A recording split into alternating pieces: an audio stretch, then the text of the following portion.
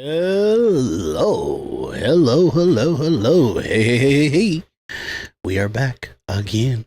I told you guys we're going to be doing a lot of these. We're going to be doing a lot of these for the next 4 days. We're going to crank them out like this is going to be aggressive. Very, very aggressive. Substantial information. Okay? We're not just kind of coming on a podcast and just talk a lot of junk, okay? That's what I want to start off with. I want to start off with podcasters. You guys, we all supposed to team up, kind of do a 24-hour great informative information content to replace the CNNs, the MSNBCs, the Fox News, all of them. They have failed at their job. I'm a big fan of Fox News. I love Fox News. It's the only thing that's really out there for a person with my mindset. But boy, the way that they covered the Ukraine and Russia situation is biased and totally historically destructive to information to the people. And it's unforgivable. It should never be forgiven how Fox News covered, because they took on the mindset of the military. They took on the mindset of General Keaton, and it's a lot of generals that they have on their payroll as commentaries, and they kind of really fell into the cracks of what they believe, and there was no objective analysis on that coverage of their war. So number one failure of what was supposed to have been done on the battlefield is Fox News. I love Fox News. I watch it every single day. I'm a big fan of it. I use a lot of coverage from them and everything, but I'm disappointed at them the most because they were supposed to hold integrity through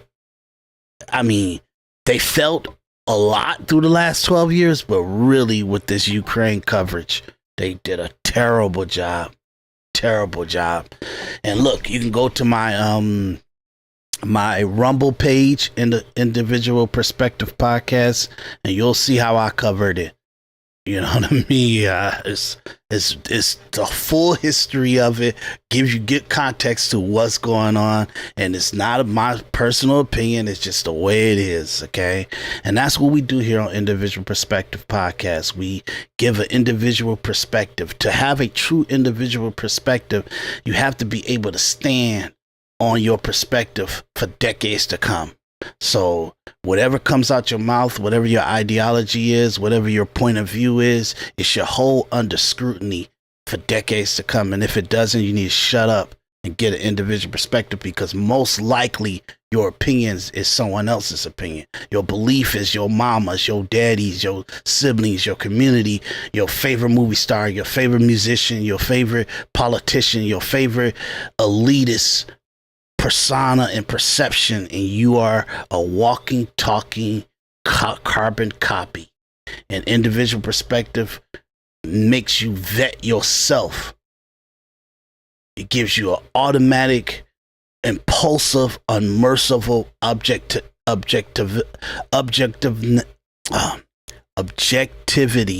to your analysis. Give you an objective analyzation to yourself, to your family, to everyone. You put everybody under scrutiny before you let it take shape inside your head and your belief system. Individual perspective is to guide what's in your heart and what's in your mind as the truth, and it is what it is.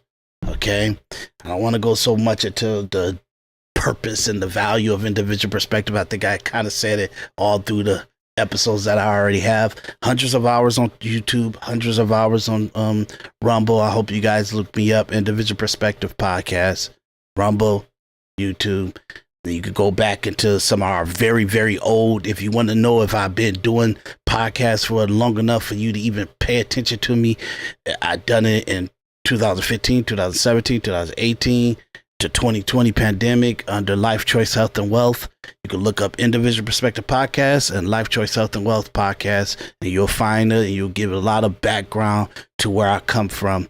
But at the same time, it's hundreds of hours on Rumble, hundreds of hours on YouTube, and we're not going to stop. Yeah, if you looking at my thumbnail, that's artwork, okay? It's nuances in that image. And I know you guys probably say, oh, I can make a better thumbnail, blah, blah, blah. It's not about making a better thumbnail. It's about doing artwork. You know what I'm saying? And I may pump them a little bit more on a little bit more watercolor painting and stuff like that. But I want you to pay attention to that thumbnail because that's the truth. Everything that's been going on for the last, hardcore, was it 2017, 2018, 2019, 20, 21, 22, 23, 24, 25, for the last 8 years. Excuse me, 7 to 8 years. Everything you need to know is in that thumbnail. It explains everything. Okay? But I'm going to communicate it with you, okay? Now, I don't have Harvey Weinstein on there because, you know, he pretty much, he's in there, you know, he's a very vital situation to it. But I wanted to kind of almost smack you in your face and put your hero on there, Jay-Z. You know what I mean? It's almost like a, you know, out of all these people that's on here, everybody thinks the good person is Cassidy or Jay-Z. And I'm not saying he's not. I think Jay-Z dealing with a stupid situation that's a headache for him, and for us podcasters to talk about him and put his name in that kind of communication is, I'm sure it pisses him off, and it's defamation like crazy for the lawyer and everything. All we could do is just cover what the news is, what it is. You know what I mean? Like I said, I'm a big fan of like certain like filmmakers and actors and musicians and stuff like that, but no one is more important than me knowing what the truth is, and no one is more important than me being able to advocate me. You know, my voice, my freedoms, you know what I mean? My First Amendment right.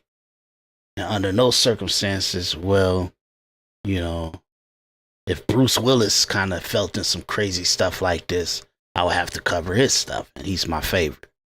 You know, my number one favorite movie is Die Hard. That's it. It's just, on my deathbed, I'm watching Die Hard. Yo, second might be Sopranos, you know. Then 24 if I could stay alive long enough to do all the seasons. I know. I'm just getting a little sidetracked, okay? But I'm entertaining you guys. This is a podcast, and podcast is audio form. That's what it's originally for. It's the original purpose of it all, and that we take it out of that context. It's really ridiculous with all this video and stuff like this, where of course I could put myself a camera on me and you know, some really crispy clean image of me, but really the average feed that people watching on their phone and their iPads or in a portable way watching podcasts is 720p to 1080p. No matter what they tell you, if they tell you they're giving you 4K, not on no phone, not on no tablet, you know, it's you know, up-res 22 pp, what is it, 22 ppi, 226 ppi, or maybe, I think it's probably up to 300 now. But I'm doing geeky stuff. I apologize. Okay, so let's get to the nitty-gritty of a lot of this stuff, okay? We're about to get into the details of the last 8 years and really what shaped the period on the last 40, 50 years. And I want everybody to understand that women, I know you think that men are losers now, and the average of us are, we're not up to your standard and we're not up to your approval. You get what I'm saying? So you classify us as dusties and you know wimps and passives and betas and all that crazy stuff. And even though I don't really fall into a lot of that, because I kind of command my own shit pretty much, and I turn it up if I gotta turn it up, you know what I mean? I don't let people dominate me that are weaker and dumber than me. You know what I mean? If you can't beat my IQ, you can't beat my energy, you can't beat my passion and my aggressiveness, I'm not submitting to you. It's just not gonna. It's not even me have to think of that. It's a reflex of mine. It's a psychological impulse. I don't submit to sheeps. I don't. So, as I say this, I'm not like a lot of other podcasters where my achievements and my place is what's the most primal situation. I think all of us, I think every single man on this planet, I don't care if he's broke or rich, good looking or not so good looking, or communicative philosophically, or very passive and very secluded, no matter what, every single man has the Alexander syndrome inside of him. And what is the Alexander syndrome? We conquer, we achieve. Sometimes because of the makeup of the last 40, 50 years of our social dynamics between men and women and family and just strangers and stuff, and cohesively trying to coexist in a society, we have become more passive as men. And a lot of men that they may have came up and brought themselves in out of the mud, but they always had a certain amount of authoritarian around them, a toughness around them. If they learned it from a street lord to a father, to a older brother or a mentor, no matter, even if they were in the hood all the way up to the suburbs, majority men in the black community haven't been raised with that kind of reference of a man. And some of us that have been raised like with some type of men around us, as a mentor, as a stepfather, as a father, as a older brother, as a frat organization, a sorority, or something like that, or teams do sports and stuff like that, we still have a breakage in psychological stuff because we have a conflict. We have some kind of instability of some knowing of the truth that was always psychologically an error to us, and we didn't know what the conflict was and why we didn't take hold to something that's so valuable to us in our older age or something like that, or when we decided to become capitalists and put ourselves in the working market and all that stuff like that. I'll say 80 to 90% of all men in America, that's what I want to stick to right now. In America, we have a psychological defect of execution inside of us, and it comes from just things just not connecting the dots right. And we have to kind of learn what's our errors and what's our psychological illnesses and mental illnesses, and we have to repair ourselves, and we have to recondition ourselves and retrain ourselves and rebuild ourselves, and we have to almost tear everything about us and everything we know down and build it up with the truth and objectivity and a strong foundation to just know that it's solid. And that's easier said than done. And 90% or 90 to 99% of all men would never be able to have the ability to repackage themselves into who they will really want to be for the best journey of their own life. Most men will live and die, and they will be the subject of society. So what I'm saying is vital to understand where we at with the conflict of the interaction between men and women and everything like that. And it's not good. It's not good. And that we all kind of come on the podcasts and on the YouTube and Rumble, and you have your Charlie Kirks, and I'm grateful for what Charlie Kirk did. One of the major reasons why Trump won the election is because of Charlie Kirk. And then you got people at the Daily Wire, and you got Candace Owens, and you have Anton Daniels, and you have Saint in the Center, Marquette Devon Burton, you have Fresh and Fit, you have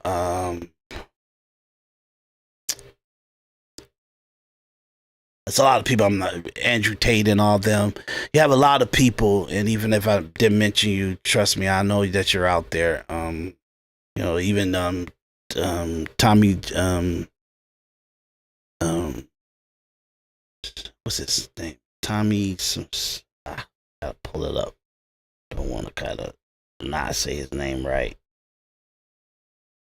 Tommy Sotomayor. So, and when you're kind of, and a lot of these people, they're having a conversation that needs to be had. All of them. I think they play a factor to putting it on the table. Putting the real situation on the table and having it out. You know what I mean?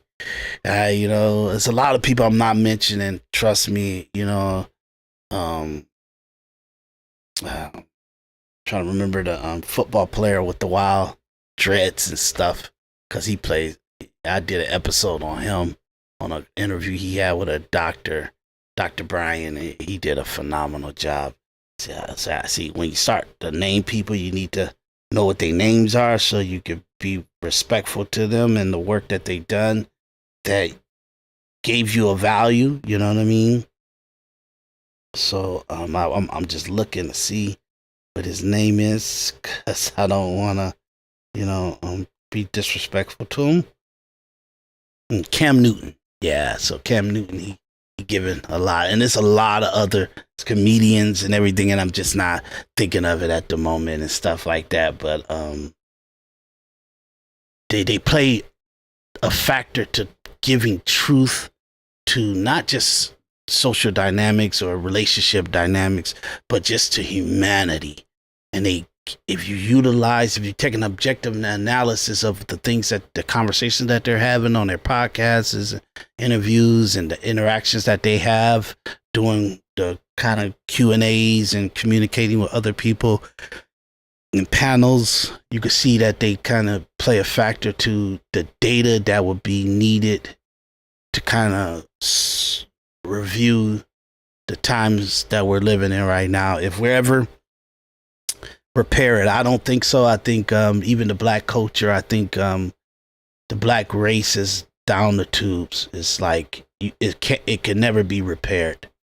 And I'm telling you, I'm looking at data that gives me the best and worst case scenario from now into 2060. And I'm telling you, the black community has just, I think we spent about, I'll say we spent about 40 to 50 years been extremely stagnant. Extremely stagnant. If we're kind of celebratory of our millionaires and everything, it's to make those millionaires had to crush hundreds, millions of black Americans in order to get to where they're at. And that was the only way that their up mobility would be moved. So for all the black new millionaires that we have in American society, it was to hundreds of thousands to millions of people being completely destroyed, and they will never be able to repair themselves and bring themselves up. So think about that. Think about that. The value of the success that we look at, our black hip hoppers or filmmakers or actors or politicians or philosophical influencers or podcasters. If you look at the up mobility of them and you celebrate them, for every millionaire that is birthed out of the black community, hundreds of black Americans get destroyed, they get off track, they get thrown off focus, they become such a consumer of that person's stuff and they life and they words and they mindset that is ingested but not applied. You get what I'm saying? And most people ingest and apply unless you give them brutal, unmerciful objectivity to who's their enemy. And do you think social influencers or movie stars or singers or politicians, I'm talking to the black community for a second, do you think they're going to do what's best for them to tell you that their greatness is birthed from you, like listening to them, like watching them, like consuming their content? And they always kind of, in order for you to gain some kind of value, you got to go into a more intimate environment. You got to become a Patreon member. You got to become a membership of their club. You got to come to their rallies or their meetups and all that other stuff. That's the only way you're going to upgrade yourself and level up in society. I feel that we're so bad as a black community that we have to repair our community. Now, like I said, I feel that it's unrepairable, you know? So maybe a lot of social influencers and advocates and even the religious community, the pastors and all that stuff may feel like it's better to just, you know, get a bag off the weak people that shepherd under you because they don't know no better and they only will be valuable enough to just take from them. And maybe that's the right approach, and that's the only approach to get any kind of value out of the black community. But I say, nah.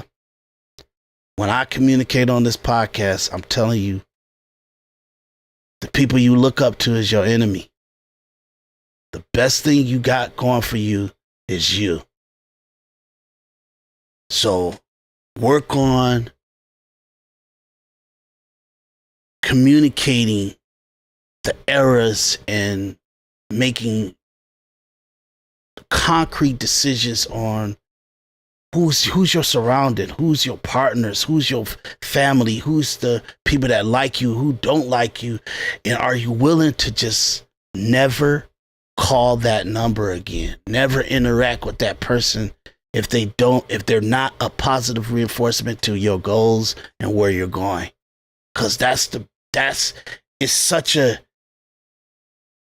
upheaval situation already. You don't need negativity in your actual your circle right now. You know? So, I'm getting even texts right now, so give me 1 second to me do this real quick.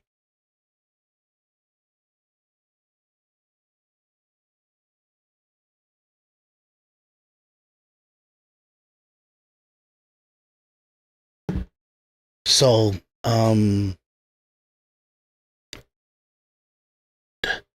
I want you guys to understand that one of the most important things you can do is be your own advocate. You have to advocate yourself.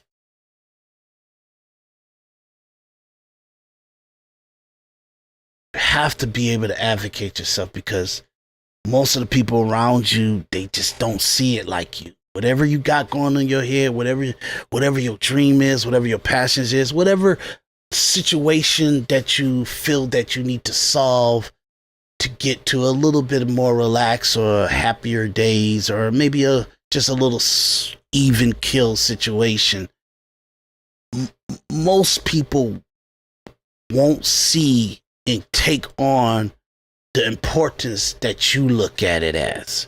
You almost got to direct them and dominate them to that, and almost force them into moving the way that you need them to move in order for you to get to where you're getting to. If it's a value for the majority, then you need to ride that ship, and sometimes you might have to ride it alone. For me, I've done a lot, you know what I mean, in my own growth and the way that I move, that I said what I brought to the table, such an avalanche of positivity and accomplishment and productivity and execution on the goals and all that stuff, that everybody else need to make it smoother for putting a period on it. And if you can't do that, then I'm going to analyze that, and effective of January 1st, we won't even communicate about it. It'll be no reason to talk. It'll be no reason to pontificate or idealize anything. I'll see you at the finish line. I'll see you when the good stuff comes in, and that's going to be by far. I'll send you money through a Cash App or do like in a distance, just to say thank you, and you know. But at the same time, there's no reason to carry anyone that knows how I think, how I move, what I believe in, how your mindset needs to be, and then you still negative reinforced against me, against what we were doing, against the bigger picture of what you said you wanted and the outcome you said you wanted, that you decided that I have to give everything of my life and my being to make you happy. And you don't own nothing. You don't have no power over what was accomplished. You're just a ant in the big scheme of it all. And I'm always loyal to where I come from. So I know how to be fair, but at the same time, I don't think you got to keep interacting with people that make the travel so hard that you almost burn out and you almost get destroyed before you even get to the finish line. And it takes everything to get to a place where you can have economic or up mobility or leveling up yourself and everybody around you, to put yourself in a situation where you're able to execute on something like that. Is no reason to slow the pace down. It's no reason. I say that only to say about how men are evaluated in society now, you know, and how they're looked at in the social structure of what their value is. And it's a very, what have you done for me lately? Are you like the people that's on Instagram or TikTok And if you don't provide me that, if we don't have that kind of life, then you have no value at all. And it's like, wow, we do know how it is when women are spending 10 to 20 years without just the mindset of a man around them. You know what I'm saying? You got to get value in that before you get the value in economics. What's the value of just having the mindset of a man around you? And because that is so destroyed and it has no value in society anymore, you have this society where no one's happy and you can't make it. And I always tell people, another human being can't make you happy. You got to make yourself happy. You got to have where you understand where you're at and where you're going and what's the least enjoyment that you want to have in life. What's the most enjoyment you want to have in life? And what are you doing to make sure that you made the moves on the chessboard that was smart to get to that endeavor? It's impossible for everybody to get to 1 to 2 million each human being. So let's say a man and a woman, a husband and a wife. In order for you to get a good retirement, you're gonna have to have 1.5 to 1.8 million dollars each in order to live your 50s, your 60s, your 70s pretty good and pretty comfortably before you die. And in order to get into that situation, you need both people to fight the world together. Not each other. Fight the world. Exterior. You get what I'm saying? Once you guys decided to date each other or be with each other, you have decided that this person is enough for you to hold their hand and you guys fight the world together. But if it's what have you done for me lately, and it's some kind of like shivery situation with it's no value to it. It's ridiculous, you know. Like a lot of women would like to have the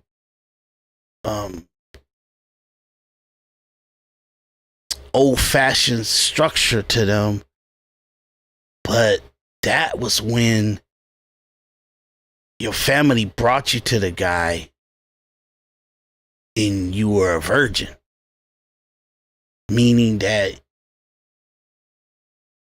a lady's modesty and her ladiness was all dependent on that you wasn't defected yet. You didn't, like, even in Bridgerton, it's a show on Netflix. I'm gonna bring this up because I like the show. I enjoy it. I know it's a very liberal show and everything, but I do love it.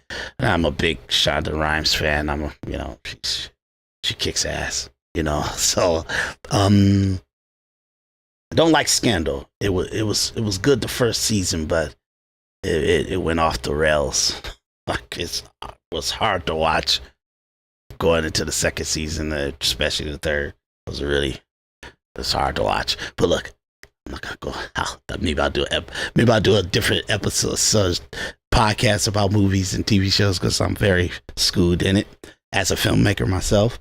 But anyway, the show Bridgerton, even that show in its liberal as hell, and it's trying to put a lot of our modern mindset into Victorian era type of interactions and stuff. Even if they make the characters have sex before their marriage, they force those two people to end up married. You get what I'm saying? It's because you took the virginity away and you soiled and pretty much damaged the woman. You must marry her. You gave your virginity, your virginity to this man. You must marry him. You must find a way to marry each other. So that's, no matter what obstacles they put into the relationship, that's the end results to any character that actually have sex. on the show. I think it's very intellectual. It's very smart, and it's very way to have your cake and eat it too. So have the feminist, sexual freedom of women, but at the same time put them right back in the pocket of understanding your value is your virginity. Your value has been untouched by another man before you get to your husband. So that's a TV show, Bridgerton. I'm saying on Netflix. But in society, that is a highly unlikely scenario that you would be in. You get what I'm saying? So sexual promiscuity and sexual experimentation is part of like your adolescence now. That's how wild our culture and our society is, and with we are lacking really taking accountability of that. Okay. So now fast forward to what we're here for. Okay. And we'll come back to the conversations of that by the time we get to the end of this.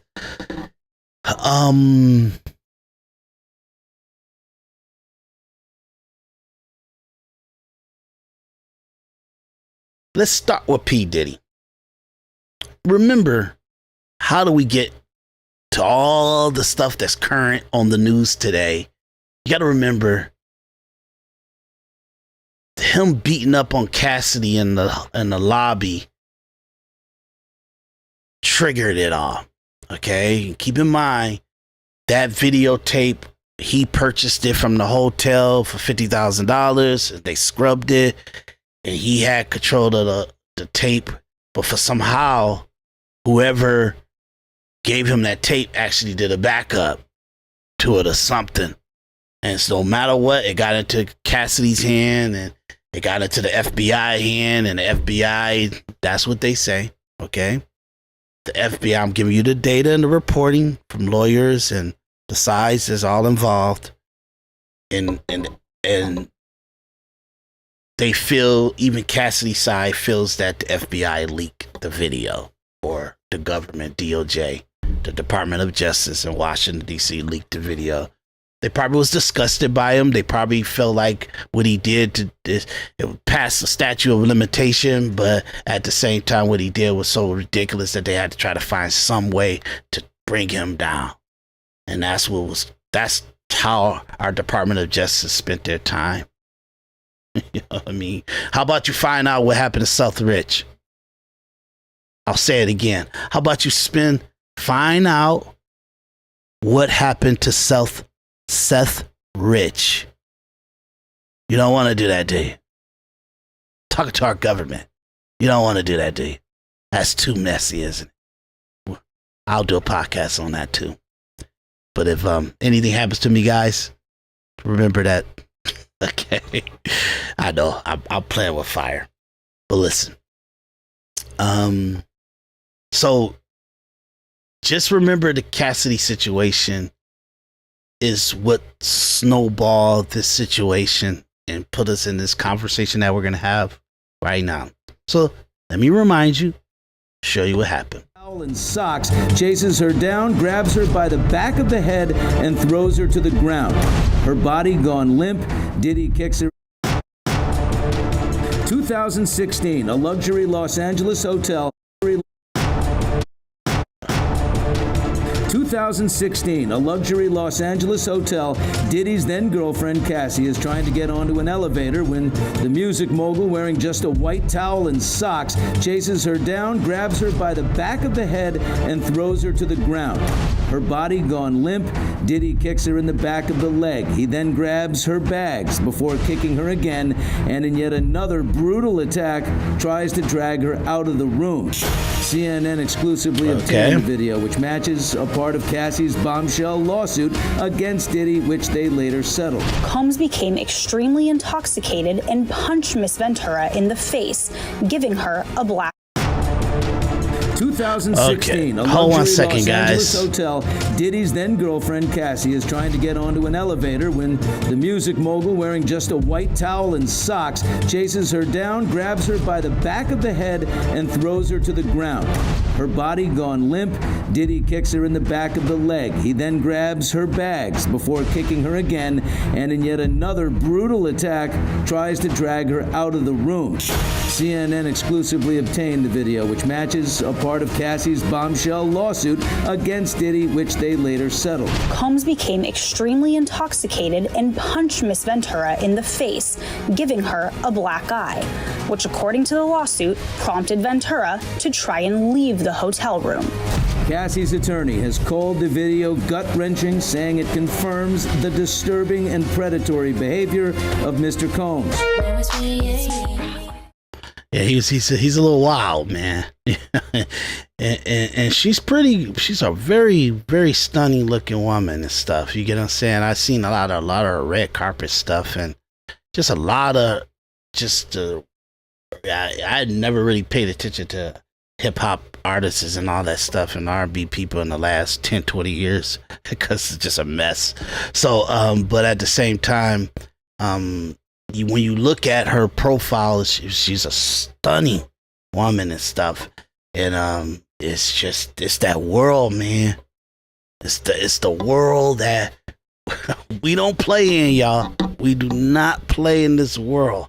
Okay, and what he did is unjustifiable. You don't touch a woman, especially. You can see that just the bone structure of a man, because people think that's just like he's not no big cock diesel guy. You know what I mean? And his power over her is purely, it's really the bone structure of a man. You know, it's like really just the bone structure is. We have the power that he used against her, because obviously she's like 110-pound lady at the most, you know what I mean? 110, 120-pound lady at the most, and it just with the minimal amount of muscle, human muscle, not the excess weight or the excess muscle, but just the minimum amount of it with the bone structure of a man is strong and powerful. It was some skipping going on in that video that I had, so I apologize for that, but I'm kind of letting it play out, and I'm watching it as we watch it too. I don't know what's going on with that situation, but I'm monitoring it. But anyway, so you could just see the power that he had flinging her around and stuff like that. And it's just to show you guys that we're so far from like everything that we worked for over the last 2,000 years, leading to like 1960s, 1970s. And then from that point, everything went right back almost to, you have like caveman interactions with women, or it's a total seclusion. So you either have men totally dominating women, not physically abusing them, but even just having a kick and eating it too, and keeping a total you like, hey, I'm using you for this moment, and then but I don't need you. You know what I mean? It's either that, or it's a total not even an interaction with women. It's like you're maybe you go out of town, or maybe you interact with some women for a good night out or something like that, but then you just isolate yourself. You retract back into your isolation. That's what men are doing. So they're either every random now and then they're interacting with a woman, or they're doing a wild night out or an interaction with a OnlyFans or internet girl, and then they retracting themselves from it. Or you're a wealthy guy, or you're actually a person of good means, or you're part of a middle class, upper society, and you're kind of, playing the fields, and you're never really trying to grow or develop something from that. You're just literally utilizing the freedom that women want with their sexuality. You reap the benefits of that, and then you move on to your businesses, and you do what you're doing, and you kind of move on to whatever goals and way that you look at life. And that's where our society is coming at, where it has developed a response that women are doubling down on what they've been doing for the last 40 years. So the last 4 years since the pandemic, men have came out and said, hey, let's talk about it. Let's talk about what's been going on in relationships for the last 30, 40 years. And now they're having conversations about it, but it's pretty much what's the relationship been. Women have been working 2 to 3 jobs for the last 30, 40 years. Last 50 years, women have decided that to see how women can be without the necessity of needing a man in the house or being in a relationship with a man. So that project and that theory and that experimentation has put us into where men and women are at effective of the pandemic. That's where you get the podcasters come online, and then you get the manosphere, you get the red pill, to the red pill giving knowledge to what's the truth, what's the interaction, what's hypergamous, you know what I mean? What's masculinity, what's beta, what's alpha, you know what I'm saying? And now this is part of what we're responding on. We're in action mode. We're not talking about it no more. We're not theorizing it anymore. We're in total action now.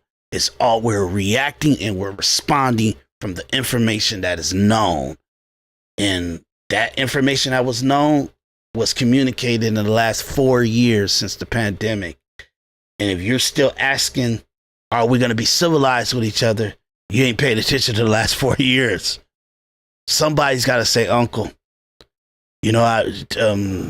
Podcaster, he passed, his name was Kevin Samuels. He will always say that, hey, the gender wars is over, and the men have won, and women need to kind of not adjust themselves because the gender war is over and we won. And I don't think so.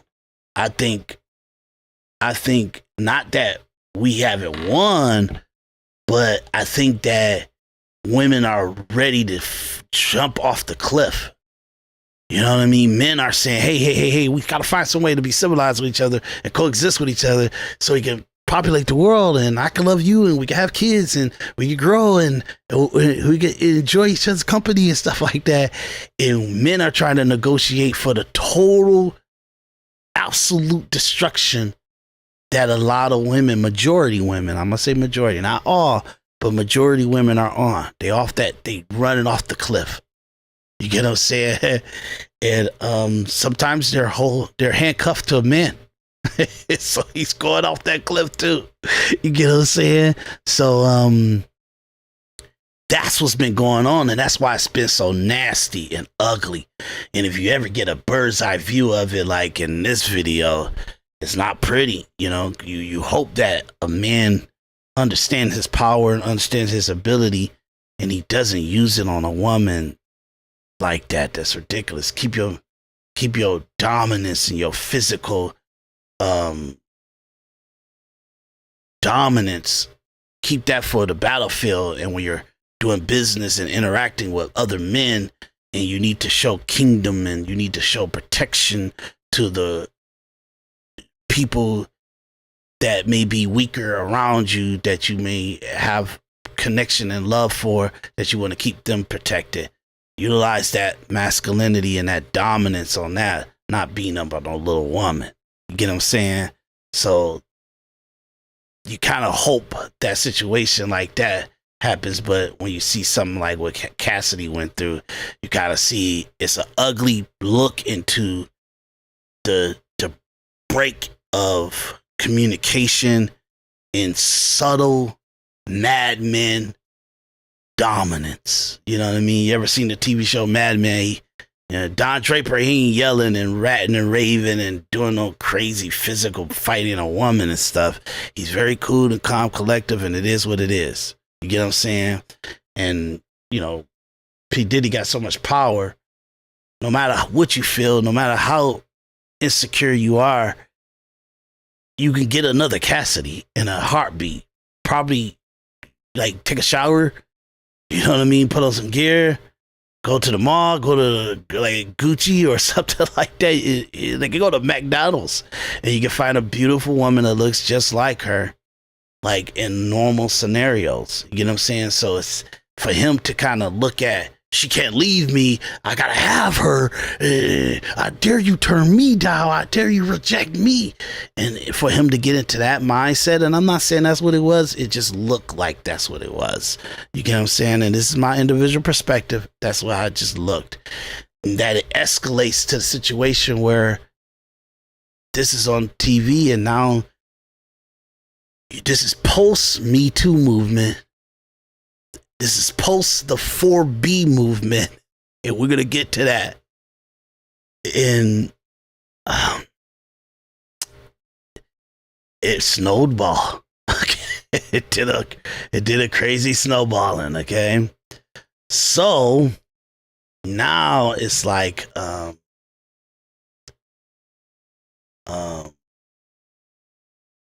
can I say?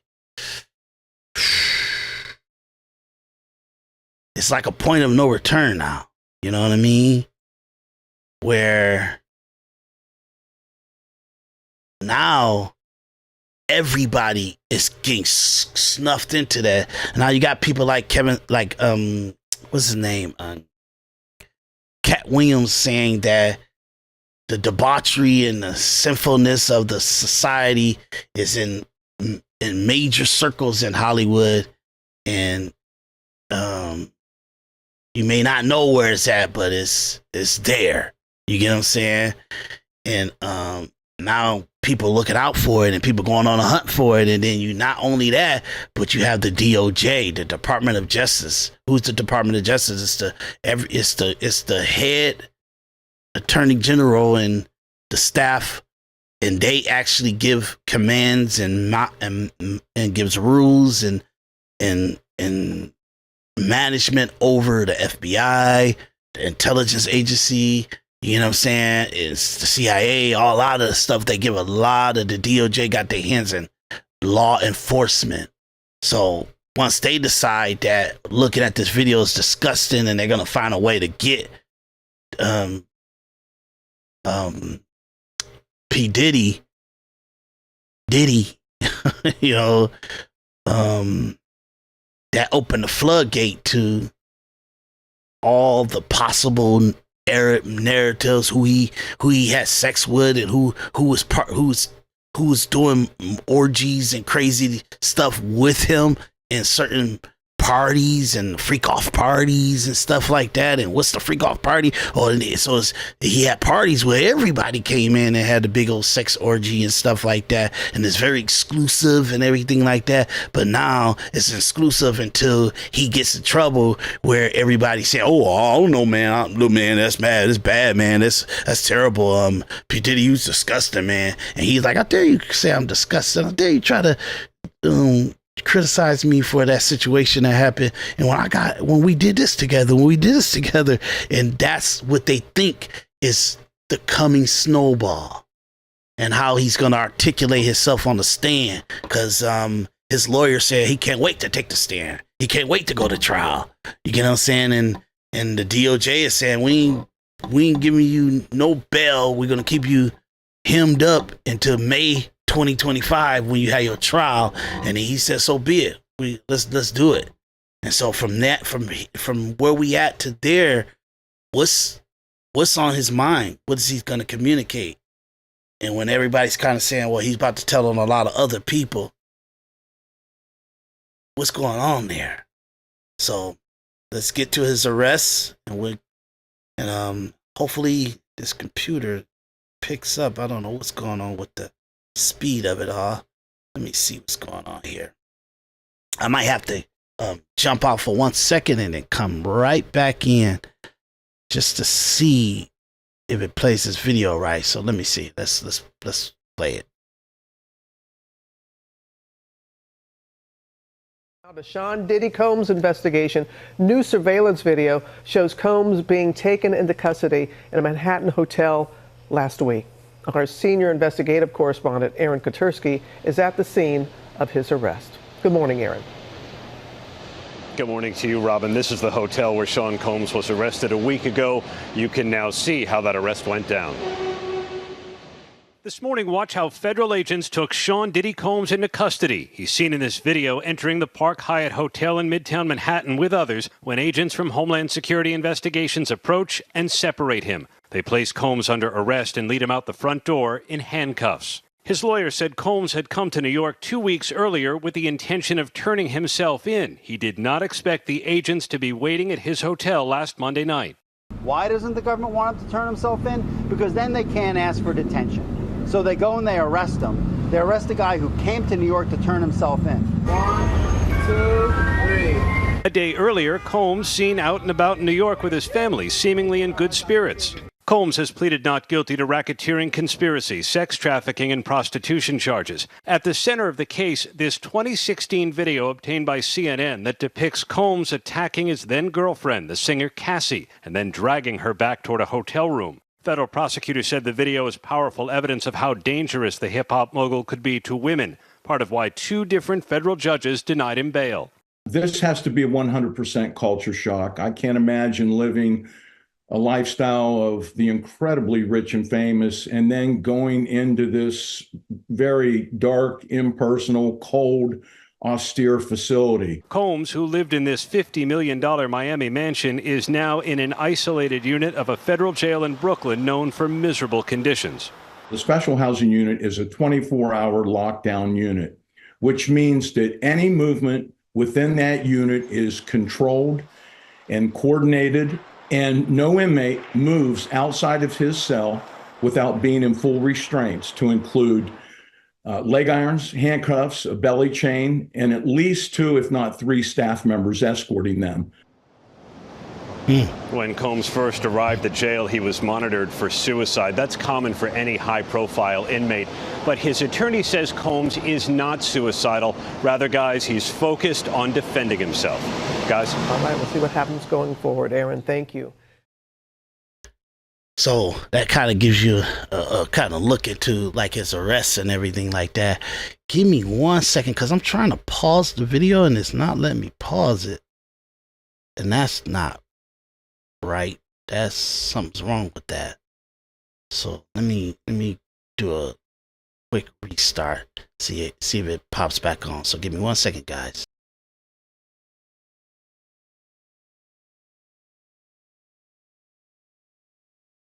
Okay, see if that worked. Okay, let me play on the next video and try to pause it. See if that works. Okay.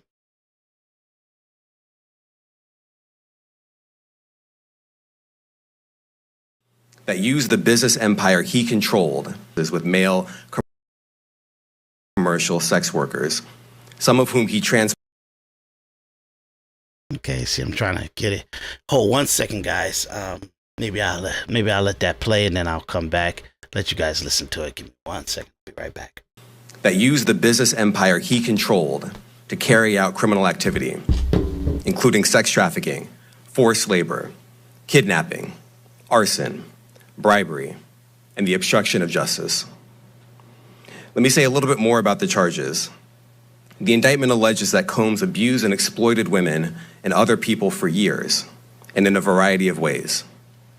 As alleged, Combs used force, threats of force, and coercion to cause victims to engage in extended sexual performances with male commercial sex workers, some of whom he transported or caused to be transported over state lines.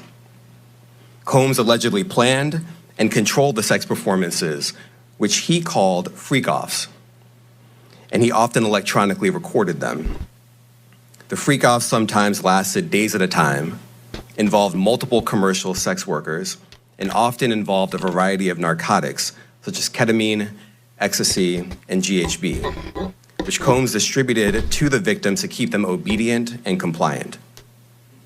As alleged, when Combs didn't get his way, he was violent, and he subjected victims to physical, emotional, criminal activity, including sex trafficking.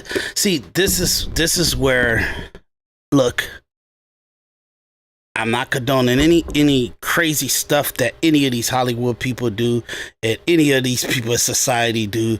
Is degenerate and stuff and behavior that's very rampant in our society. I have sisters, I have mothers, I have girlfriend, I have female friends that I love. These are good women here. They're the actual anomaly when it comes to actual good women with mindsets of how they need to be in society. Sisters, cousins, all kind of great actresses that I'm very close with and all that stuff like that. Great producers and assistants and stuff like that. I'm just a lot of women in my life where I would never want anything crazy to happen to them. But it's ridiculous I even got to say that, because to even be logical about anything or very objective about anything, if you say something that's offensive to somebody, you got to give a caveat that, oh, I'm not for such and such. But look.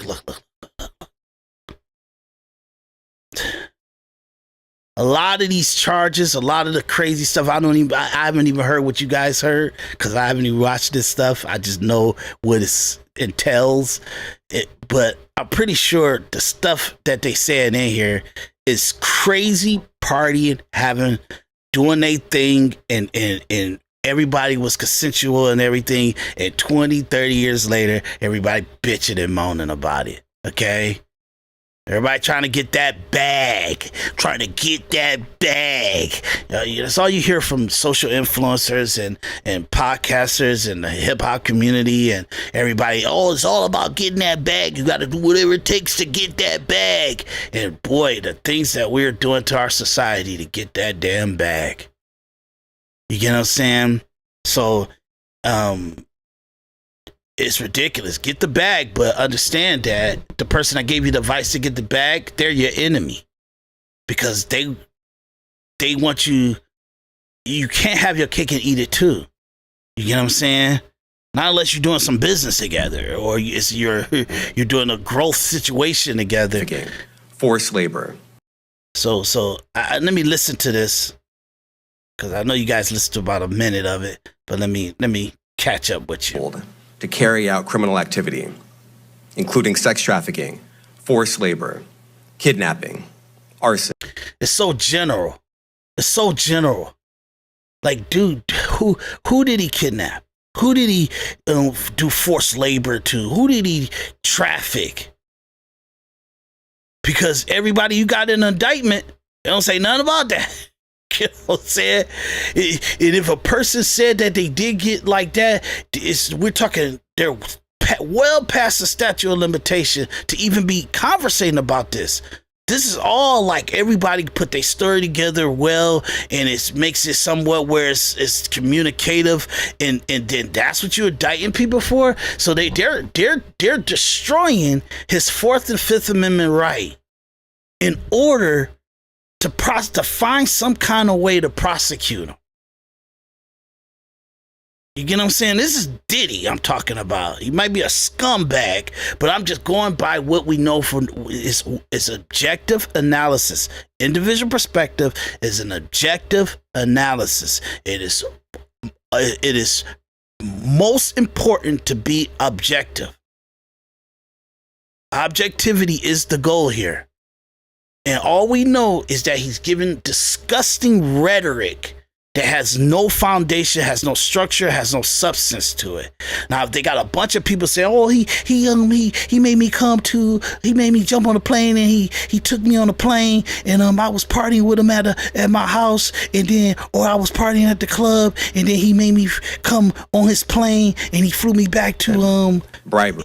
He flew me back to New York, and I wanted to go home, but he didn't let me go home, and I wasn't able to go home for 2 days, and blah blah blah blah blah, and then but this happened like 10, 20 years ago.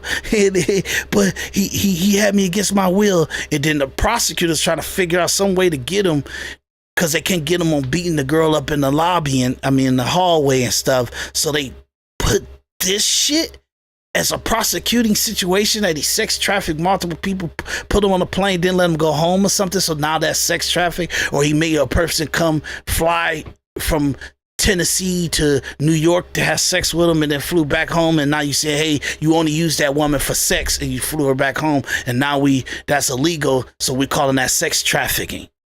Is that what we're talking about here? You know what I'm saying? The way that they're doing the indictment and they're communicating to the public is very general. Very general. You got to wait to the trial in order to see what's the situation here. The recent report is that it's December now. We're literally 4 to 5 days away from New Year's Day, and they're saying, oh, by the end of this year, we'll have the documents available for the defendant and his team to kind of prepare for trial. Isn't that wild? So that all this stuff, you guys deny him bail and all this other stuff, and he doesn't even know what the charge is and what he's guilty of. And it's a general situation. And look, trust me, the way that he beat up on Cassidy in that hallway in that hotel let us know that it's some vicious malice situations that P. Diddy got in him. You know what I mean? Most of us intelligently feel like he has something to do with Tupac. You know what I'm saying? But you just don't know. You can't put your finger on that because Tupac ended up beating up a guy in the casino, and that's the guy that retaliated. You know what I'm saying? So you can't really, him and his boys retaliated. So you can't say that was plotted, and but that's the theory in the world, in the culture, in society, that P. Diddy has something to do with Tupac. But the data that we know of, and the guy that they just arrested for Tupac's murder, I don't even know if that makes it more highly unlikely that he had anything to do with Tupac's murder, or that he has something to do with it. For me, I say it's at zero. It could go either way.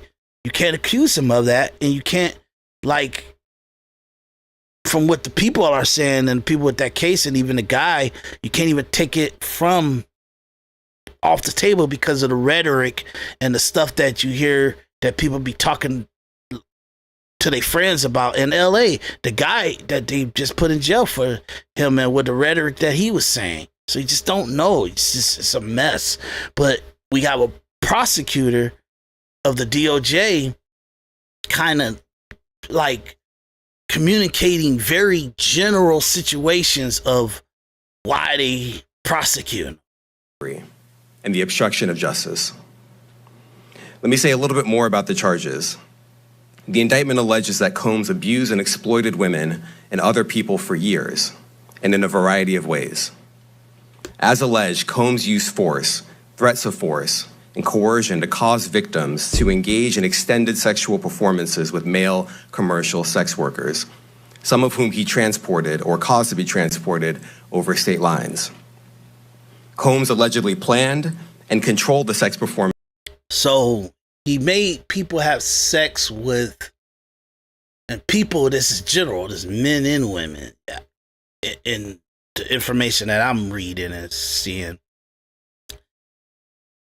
that he made them have sex for his entertainment in his house or parties or whatever.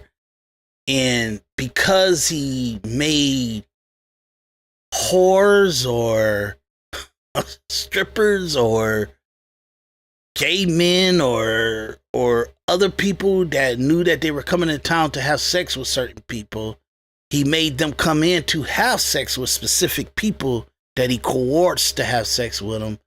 And because this person that you had paid to come over from another state to your state to have sex with people, because that person was paid and they went on record that they were paid to have sex with people, you say that's sex traffic.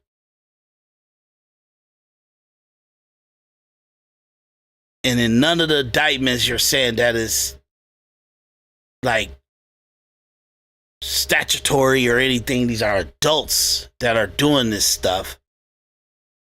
See what I'm saying? Even me have to kind of talk you guys through what he's actually saying is just so general and it's so broad spectrum that you can't even put your finger on the realisticness of it, or that is real, or it's got any validity to it, because a guy dressed in a suit next to the American flag and he got a title of DOJ prosecutor on his name, that we give him credibility, and he's a crook so far. Part of the whole press conference so far, he's a crook. Why? Because you disenfranchising a citizen's First Amendment, Fourth Amendment, and Fifth Amendment right. In the DOJ, the Department of Justice, their number one job is to make sure no citizen in America gets their rights disenfranchised on them by any local police department. That's when a federal prosecutor comes into a state prosecution situation, is because they see a railroading of a person's constitutional rights. That's what the whole point of a Department of Justice is for. It's not for them to make up their own investigations. You get what I'm saying? But we allow Roosevelt, FDR, to change so much of our constitutional laws that they put laws over constitutional rights. So it's so muddy now that it allows for the federal government to do investigations like state and city police officers and patrol officers and detectives and all the other stuff. So now we got this big mammoth of a situation. So if somehow something don't work in a city or the state, the federal government can come in and apply their force on you to find a way to indict you, where everybody of sound mind and it's a clique and it's a community of psychological liberal or ideological point of view of how to treat society, that you can actually get your way as a prosecutor in the federal government more than you could get it in the state and the city. And it's just, and I say this one thing, they always say that, well, it's a grand jury that decides to indict a person. And we, every single state, every prosecutor, every law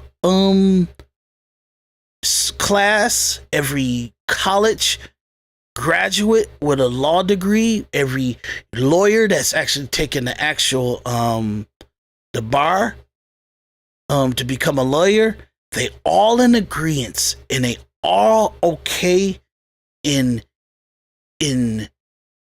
normalize the rhetoric of a grand jury can indict a ham sandwich. That lets you know how destructive our judicial system is, how destructive our law enforcement is, how destructive our attorney generals are, our district attorney generals are. That's how destructive. You know what a grand jury is? It's a grand jury. Words mean words. Not what you guys wanted to mean in the last 20 to 30 years. It's what it means and what it's always been meaning for the last 200 to 2,000 years. A grand jury is a jury that is picked for its intelligence and its efficiency and understanding how to read and comprehend and apply. Is a higher burden on a grand jury of the decisions it makes. Why? Because you are the check and balance. A grand jury is the check and balance of a prosecutor's will. So who's supposed to fight Who's supposed to fight the prosecutor before they get a warrant to come and arrest you? The grand jury. The grand jury is supposed to make sure the evidence and what is known and was provable at the time of indictment is valid, it's got validity to it, and they have every right to come and arrest you and prosecute you and put you on trial for your life or to indict you and put you in jail for whatever crime that you committed. Okay? That's what a grand jury is supposed to do. They're supposed to say, no, you're not going to indict this person. We're not going to allow you to have a warrant to go arrest this person. This is garbage, or this is valid, and there's so much evidence here, there's so much factual data here that is objective. Not that we're going to let you prosecute this person because he beat up a woman in a hotel lobby past the statute of limitation to prosecute him on that. We're not going to just try to come up with ways for you to put him in jail or arrest this guy. He deserves to get arrested because he did this crime, is within the statute of limitations, and it's actually a law that he broke, and it's a crime, and it's valid evidence to show he actually committed this. The high likelihood, the high probability that he committed it is high, and the evidence shows that. Here's your indictment, go arrest him. That's what a grand jury is supposed to do.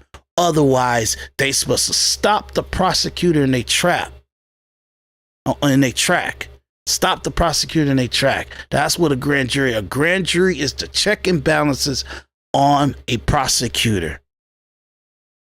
You get what I'm saying? A jury, they could come in dumbfounded and say, I was listening and that makes sense and this makes sense and I think he did it and it sounds like he did it or he most likely did it. And they supposed to go and deal with a situation where they hope they get it right, but they just make decisions.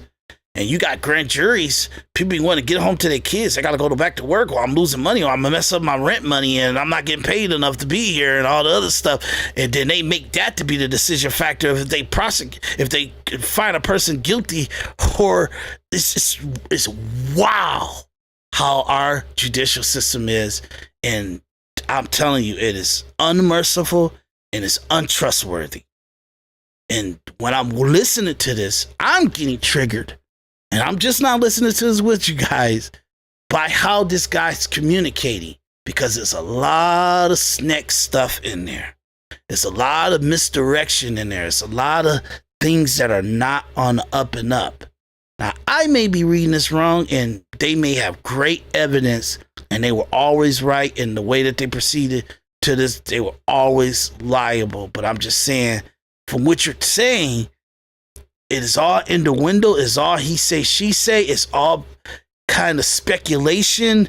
And because you see people having sex together on video, if that's what is making you guys go for it, does the video show that the person is getting this stuff done against their will?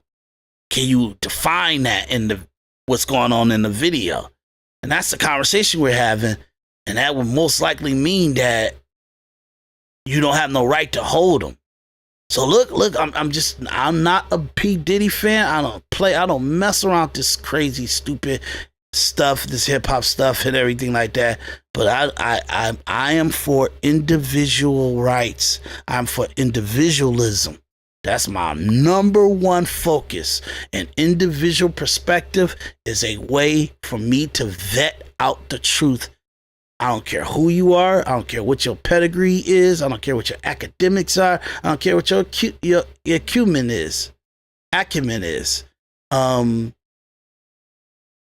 believe me. I believe my understanding more than I believe your understanding. And from my understanding says this is not on the up and up, and it wasn't prosecuted the right way, and that any of us can get thrown in jail for months. And the procedure was not followed that our constitutional rights tell us, because we got black senators, black congresswomen, and congressmen going to Washington, D.C., putting statutes into play that disenfranchise our constitutional rights. And this is what black people did to, I'm not talking about P. Diddy. This is what you did to our rights, citizens' rights, black, white, Asian, Hispanic, Indian, whoever. You guys have put a lot of laws, that's what we call statutes, laws. You put a lot of laws in play that should have never been in law. They're criminal. They're against our Fourth Amendment right. They're against our Fifth Amendment right. They're against our First Amendment right. And I'm pretty sure other rights that they are. So this is ridiculous. Performances, which he called freak-offs. And he often elected. So he admitted he's getting prosecuted for the freak-off parties that a lot of people was at. So you're going to find a lot of celebrities, even like Leonardo DiCaprio and them, they were at some, pretty sure they was at some orgies and stuff. You get what I'm saying? I'm not saying Leonardo DiCaprio was. I'm not saying that. Let me take that back. I retract that, okay? Because that's a hypothetical and that's not known to be real and stuff like that. But I know that a lot of people went to the parties and the freak-off parties, and I'm pretty sure a lot of people was part of the sex interaction that they had, but I don't know who these people were. They may have been no name, no face people, and no celebrities. And I'll cut this out, that comment I had about the celebrity. I'll cut that out because I want to make sure I'm being very accurate and very objective in my analysis.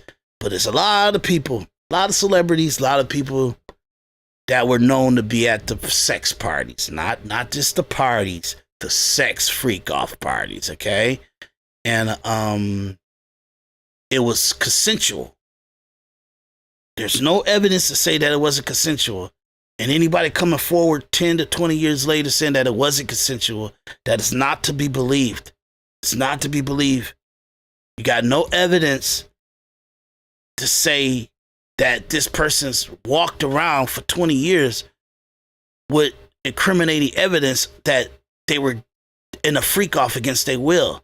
So he's actually admitted that the actual normal freak-off parties, or not normal, but the wild sexual freak-off parties that P. Diddy would have at a lot of his events and stuff, and the late part of the later part of the actual event were parties that they feel that was criminal because rhetoric that people are saying past the statute of limitation and everything like that, and that they feel they can label it as a sex traffic and a sex ring and racketeering and all that other stuff because he flew people into the state to specifically have sex with people. And you see how muddy that is, and how much constitutional rights are being eroded in that situation. And like, this is insane. It really is. Electronically recorded them. The freak-offs sometimes lasted days at a time, involved multiple commercial sex workers, and often involved a variety of narcotics. Commercial sex workers. What is that? What does that mean? Commercial sex workers. That's the second time he said that. Commercial sex work. I'm gonna look it up. Give me a second. Let me look it up. Cause it's lawyer speak. Okay. One of the worst things in our society is prosecutors. There's no objectivity. They think that they're trying to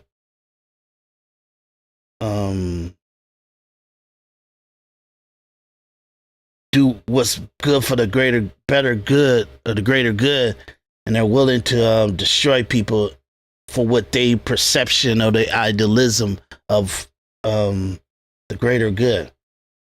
Many workers in the commercial sex industry have trouble getting out because they enter at a young age, have no family support, and have been traumatized. Okay. On an occasional basis. It's a person who provides sex work. So commercial sex worker Wouldn't that be legal?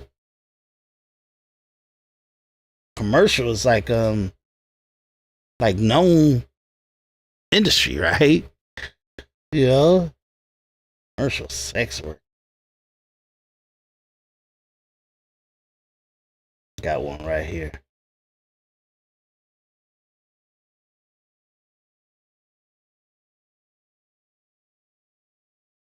Okay. Yeah, so it's like a professional. I guess it's a new way to say professional sex worker. You know, they got clients and clientele. I guess it's just pretty wild how they word it. It's interesting.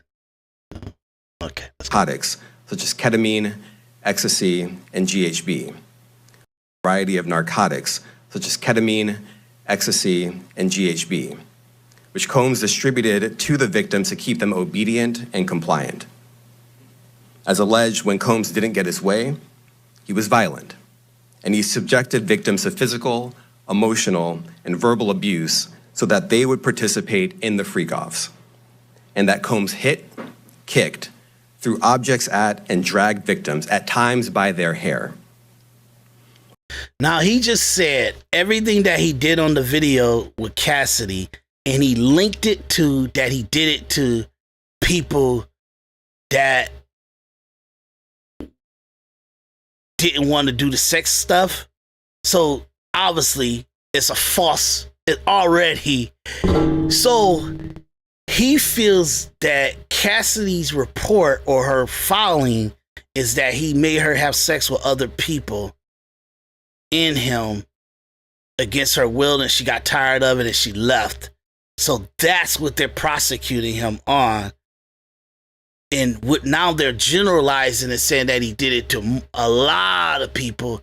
And even in a actual press conference, he's actually going on the news, putting it in record, in video, that he's summarizing what happened to Cassidy as a blanket to what happened to somebody else. So technically, if you were a real prosecutor or a real judge, what he just got through saying is not accurate in the prosecution because it passed the statute of limitation, but he's trying to attach it to random people. Wow. See what I told y'all? On one occasion in March of 2016, that conduct was captured on one. He did this to a bunch of people, but one of the occasions that we know that he did it for sure is he did it on this one occasion, but he always do that. Oh, it's so speculation. Prosecution on speculation, man. Wow. Look, it's past the statute of limitations. You can't prosecute them on it. And they're trying to find illegal, unconstitutional ways to prosecute him on something that's past the statute of limitation. Absolutely. He's a scumbag. He's a horrible human being for doing that to that lady, to Cassidy. He's ridiculous for that. But dude, our law enforcement is supposed to be above it all. Dude. See, this is why I never covered this, because I knew it was going to be work for me. Video and later reported in the media. Specifically, Combs kicked, dragged, and threw a vase at a victim in a Los Angeles hotel when the victim was attempting to flee. As alleged, these assaults often... You can't even talk about this if you can't talk about this, you idiot. Why would you be even mentioning the victim? The victim, she's Cassidy. Everybody know who you're talking about. You guys got the video. You seen the video. You're not disenfranchising her. You're not having a defamation of her character by mentioning a video that she's actually in. Okay, and that you're using part of your prosecution. Telling y'all, it's wow. Resulted in injuries to the victims, which took days or weeks to heal. In addition to the violence, The indictment alleges that Combs threatened and coerced victims to get them to participate in the freak-offs. He used the embarrassing and sensitive recordings he made of the freak-offs as collateral against the victims. And do you got recordings of that? Do you got audio recordings that he did that he said, hey, I got you on tape and I'm gonna show it to I'm gonna give it to the media. I'm gonna show it to the media and all that stuff. All we know is all for the last 20 years that he been doing this freak off, he had none of those videotapes leak. None of that stuff leaked. None of it leaked. Okay. So like, where's the evidence that he threatened people with the video? I'm not saying he didn't. I promise you guys, I am not on P. Diddy's side. I'm on your side. You have to use objective analysis to fight against how the judicial system and our criminal law enforcement will use the crazy, unlawful indictment prosecutions against us. The tactics that they were used that are totally against our rights, and podcasters are innocent bystanders to disenfranchisement of people's constitutional rights because they don't like something that they did. I don't care if you don't like what he did to Cassidy. I don't like what he did to Cassidy. You know what I'm saying? Or you said that there should be no statute of limitation for any crimes and stuff that go. Look, maybe you're right. Maybe you're right. But they put it in law like that. You get what I'm saying? This is just ridiculous. It's really bad.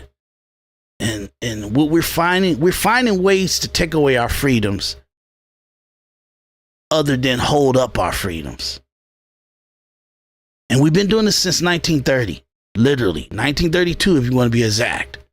We've been finding ways to take away our freedoms from the Constitution, and we really, and we probably didn't even know. President Obama probably put the nail on it, where we're not really free. It's all dependent on how our district attorneys, our attorney generals, our DOJ, FBI, how they decide what mood they in. That we find out we ain't got that kind of freedom because of statutes that took it away from us. Ridiculous. And the indictment alleges that he maintained control over the victims in several ways, including by giving them drugs, by giving and threatening to take away financial support or housing, by promising them career opportunities, by monitoring. Like I'm gonna see you home. I'm gonna see you back to Kentucky. I'm gonna see you back to Cincinnati. I'm gonna see you back to Mississippi. I'm gonna see you back to Louisiana, broke as hell, destitute, unless you go do this orgy with me. What are we talking about here, man? This is ridiculous. Their whereabouts, and even by dictating their physical appearance. Because of all of this, the indictment alleges that the victims did not believe they could refuse Combs without risking their security. You better not put that weave in your hair. If you put that weave in your hair, I'm gonna throw your ass out this house. You're gonna be on your own. You ain't gonna live this life of luxury. You ain't gonna go no beaches. You ain't going on no vacation. You ain't having no fun with me. Don't put that weave in your hair. Well, listen, this is the Department of Justice prosecutor, not a New York prosecutor, not a Miami prosecutor, not a Florida prosecutor. This is a Department of Justice prosecutor, one of the most powerful prosecutors in the country. And look at him, like, just spin his wheels and just grab all kind of shit out the air. Excuse my language, but it's ridiculous. Or facing more abuse. The indictment also alleges other acts of violence undertaken by Combs and others, including violence against witnesses to his abuse, kidnapping, and arson. The indictment alleges that on more than one occasion, Combs carried or brandished firearms to intimidate and threaten victims and witnesses. Now, Combs did not do this all on his own. As I mentioned, Combs has been charged with RICO conspiracy. He used his business and employees of that business and other close associates to get his way. So, they're saying, and that was the end of that tape. So they're saying that he used, like, so he must got like employees testifying against him. It's the only way I could think of that. You know, well, like why, like he can say all this rhetoric and not have any data on it. You know what I mean? Oh yeah, y'all. So I'm going in order. We gonna bring it home. We gonna bring it home. Okay. Okay. So what we got next? So that kind of told you all. I got another clip here that kind of walks through the indictments and everything, but that pretty much told you guys a lot. If you want to go through that, we can do that. I don't see anybody making any comments or saying any comments. I'll say hello.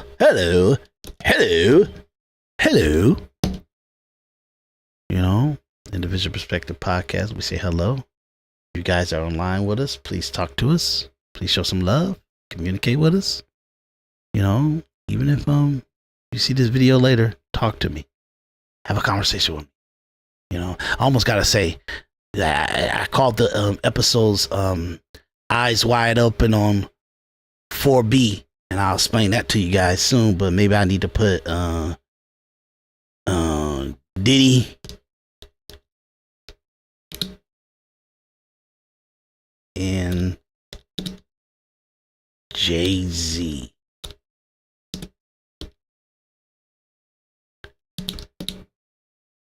Save it.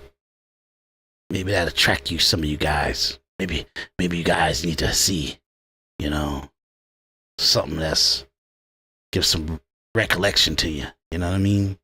Give you some reference. So let's see how this is. Let's watch what Law Crime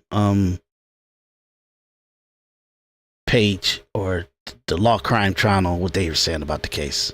I know they go really more detail into the they say it's about 47 allegations against him. So let's see it. P. Diddy behind bars and indicted on federal sex trafficking and racketeering allegations. But those aren't the only accusations Diddy's facing. In fact, there are dozens of allegations dating as far back as the 90s. We're breaking down all 47 shocking allegations against P. Diddy and what all this could mean for the future of his case. I'm Sierra Gillespie, and this is Law and Crime News.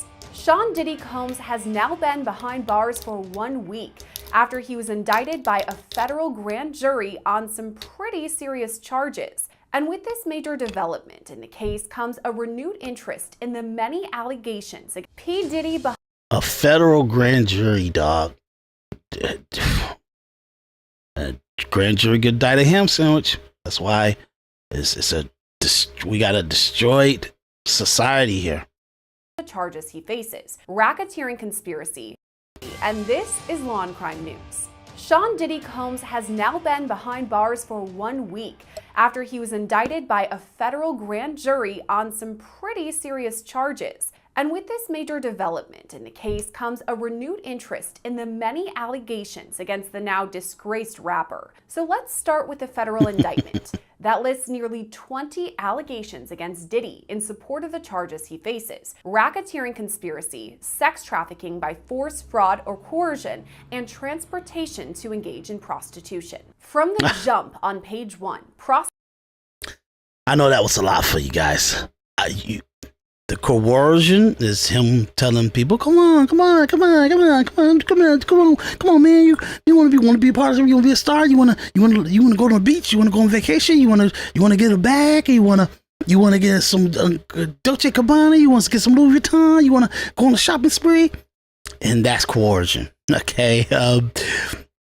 The flying people in that knowing that they're coming in to have sex and they're actually sex workers that actually have sex for a living, and they admitted that they have sex and he calls them to have sex with people, that he flies them in from another state. It's the trafficking and the transporting criminals organization situation. And what was the other one that they said? Against the now disgraced rapper. So let's start with the federal indictment that lists nearly 20 allegations against Diddy in support of the charges he faces: racketeering, conspiracy, sex trafficking by force.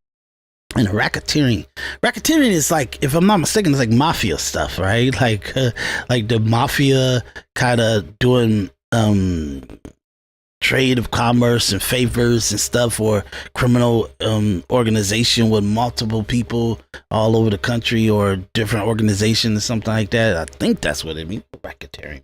I gotta stop. Just like I think I'm right on it. But let me make sure. I don't want to. Like I said, individual perspective is a vetting service that we do here. We make sure that whatever's coming out of our mouth, it can live up to scrutiny. Okay, for decades to come. And I can't just say, I gotta know. Racketeering is a type of organized crime in which the perpetrators set up coercive, fraudulent, extortionary, or otherwise illegal coordinating schemes and operation, meaning that they're doing kind of crime with multiple organizations, to repeatedly or consistently collect a profit. What was he collecting a profit for? He was spending the money. Oh, he wasn't get paid by people to keep the sex tape quiet. You know what I'm saying? You know, he was like threatening them to have more sex. And that's not good. I'm just saying, where's the profit that he's making? That he's kind of making albums to do the sex party? Is that what they said? So he was his record label and the entertainment that he did was all in order to fund the sex stuff, the freak offs. Come on, y'all. This is ridiculous. Force, fraud, or coercion, and transportation to engage in prostitution. And that's like flying people in to have sex. From the jump on page 1, prosecutors come out swinging, alleging Diddy is guilty of sex trafficking, forced labor, kidnapping, arson, bribery, and obstruction of justice. The indictment goes on to obstruction of justice is him like not wanting to cooperate and getting rid of evidence or something like that, or telling people not to talk or something like that as they trying to prosecute him or indict him, or get people to come in for the questioning of the grand jury and everything like that. In addition to that, they said that he was bribing people not to talk, or bribing people for whatever, for them to do what he wanted them to do, but he paid them to do it. So again, he's paying. He made no profit. Diddy showed a pattern of abuse, mostly against women, that included verbal, emotional, physical, and sexual abuse. Meaning everything that they seen that was going on with him and Cassidy is part of a over, almost like it's in that indictment. So it's as a general behavior, not specific to her, because they can't indict him for her, because it's past statute of limitations. So he's just saying that he randomly did that, but they're actually describing something that we know specific. It is specifically in that video, and there's no evidence to show that he did it to somebody else. But they just saying, we can accuse you of doing it to anybody else because we got you doing it to this one person. So how do we know that you haven't done it to a bunch of other people? See how that is? That's against your Fourth Amendment right and your Fifth Amendment right. You get what I'm saying? What I mean by Fourth Amendment right is information that you have. That's his videotape that he purchased from the hotel. I'm pretty sure he made them sign an NDA to keep that under wraps. So if they or an employees or something leaked it, that Cassidy and her lawyer got a hold of it, or maybe Cassidy took them, found it in the safe or something like that, and she made a copy of it or whatever. I don't know how she got a hold of it. That day lawyers was threatening him for money, for $50 million, because he actually like settled with her for $50 million because she had that. She must have showed it to him, like, hey, I'll give this to the authorities. You get what I'm saying? Or I'll leak this on TMZ or CNN. You know what I mean? And then he's like, oh man, oh yeah, okay, yeah, I'll settle. And he settled for $50 million. He gave her $50 $50 million. Made her good for the rest of her life, her and her new boyfriend and everything. So that's what happened with that. So they're kind of putting it as a blanket. So that it's his content, because it's effective of him signing an agreement with the hotel to give over that tape and take a payment for it, for whoever the owner is or whatever that situation was, whoever had control of that or had the right to actually get a payoff for that actual tape. They were under agreement, so now that content is technically under P. Diddy's rights. It's his content. So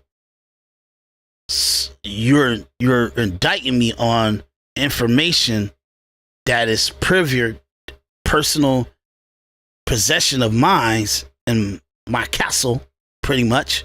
Is, that you're indicting me for information that's inside my house. You get what I'm saying? So you're searching, or you're finding a way to get information that's personally to my castle. You get what I'm saying? Whatever your company, your house, or whatever your building is that they gotta have a warrant to get, that you got. And then you're using information that could criminalize me. So it's almost like you're railroading my Fifth Amendment right, because you're trying to make me admit guilt and criminalize myself. So against my Fifth Amendment right to not criminalize myself, you're taking this video and you're exploiting it on CNN, and you're indicting me, and you're using it part of a prosecution that it was retained privately under an NDA and non-disclosure agreement, or contracting the ownership of it. And the only way that you guys are seeing it is somebody unlawfully leaked it. You know what I'm saying? I know that's terrible. I'm gonna say this again. I am not for Diddy's side. I'm telling you guys how you need to think, being in this world, in this terrible society we have in America now. Hopefully Trump could turn it around, but I don't know. He had to fight his ass off too for his freedom, So, and Trump is extremely more innocent than Diddy is. This is ridiculous, okay? So I'm just telling you how they're prosecuting them is not good for our freedoms. It's not. Including the use of extensive grooming tactics. So let's break these down a bit. Of the physical abuse, Diddy. I have a movie called Girl in the Wall. Look it up.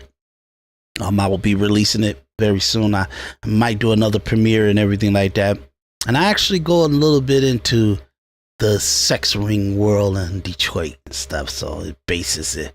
It's really cool. It's a very intellectual thing. I always hear for the last 3 to 4 years, you've been hearing the rhetoric of grooming, and people don't understand that stuff. So I wanted to take you into the craziness of that world and show you the structure that's there, that people may think that I'm going a little bit overboard, but what I did in that movie is pretty mild compared to what's really going on in the sex traffic world, and sex ring and the sex crazy stuff that Epstein and Diddy and all of them doing.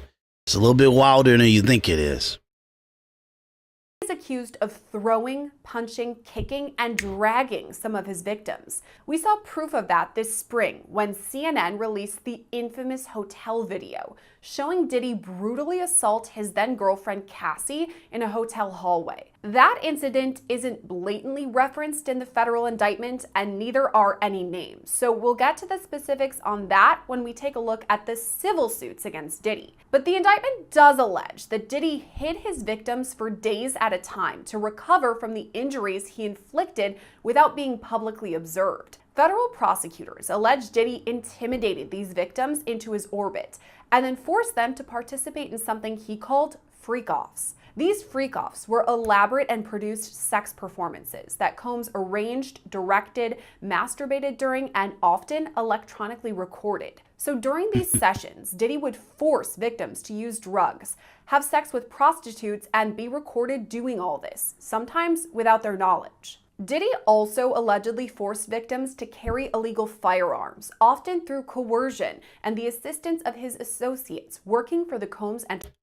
I love that he makes his victims... Look, this indictment is so retarded. I don't even know what to tell you guys, or if that's a bad word to say on YouTube. It's so ridiculous, okay? To say this indictment is so crazy. Because the people he's doing all this crazy stuff to, and forcing them and making them feel disenfranchised or like dominating them, he's giving them guns where if they really traumatized by this and they can get away with it, they can actually take that gun and aim it at him, because obviously he's not always around them and near them. If he's making them carry guns, so the victims of the sex acts he's forcing them to carry guns for protection, or what's the scenario there? I'm telling y'all, it's retarded.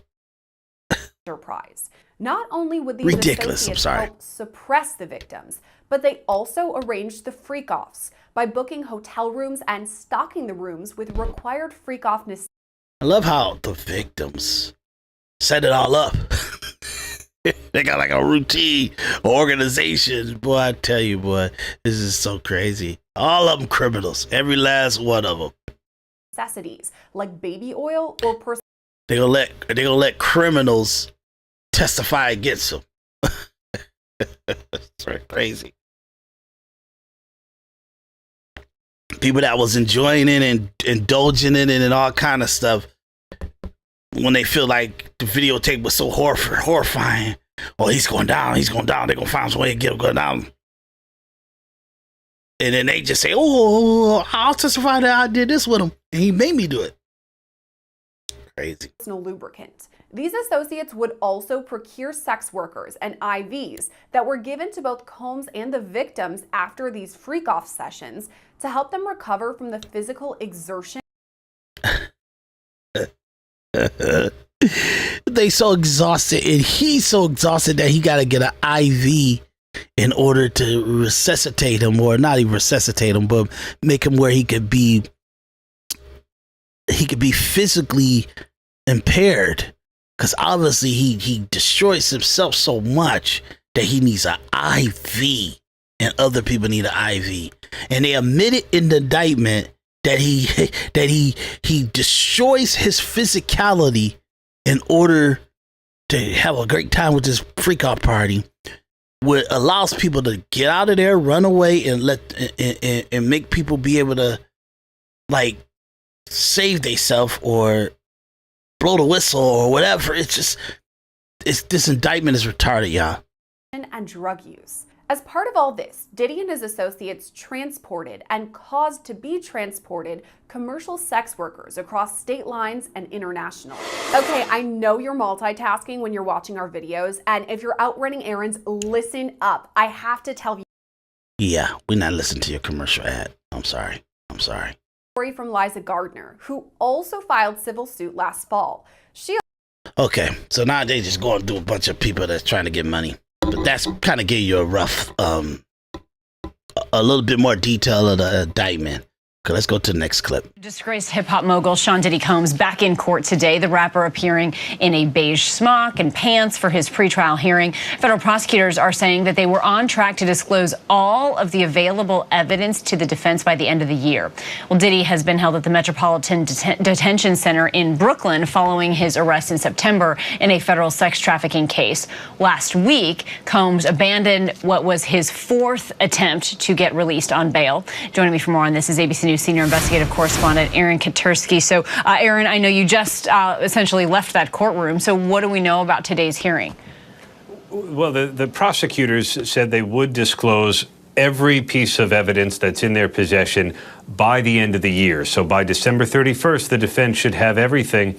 And then the case is going to move toward trial in the spring of next year. Before that, the defense says it wants some clarity from the prosecutors about the scope of Combs's alleged criminal conduct, because right now defense attorney Mark Agnifilo said the racketeering allegations that Combs faces, the defense believes are a little vague.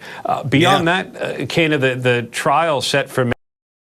A lot of this is vague. A lot of it is vague. It's vague as hell. The whole indictment is vague.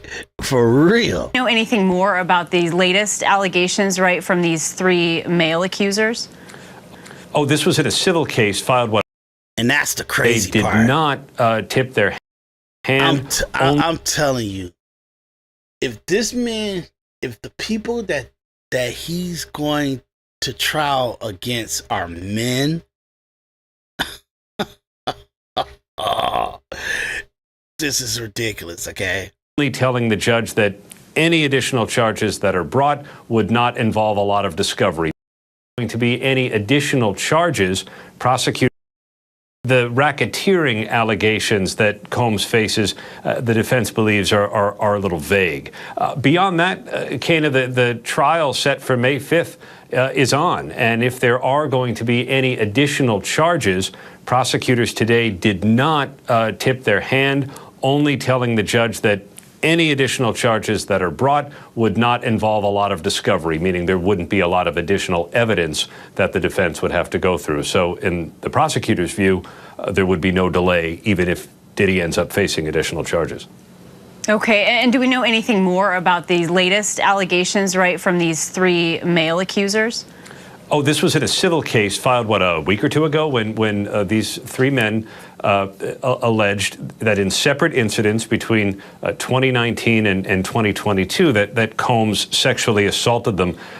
One took place at allegedly Diddy's home in East Hampton, New York, out on Long Island. The others occurred in different hotel rooms. But the premise was the same, according to the men's complaints. They were brought to see Combs for one reason or other, whether it was a party. One guy worked for him and apparently was owed money. They were offered drinks that the men believed were spiked with some kind of drug.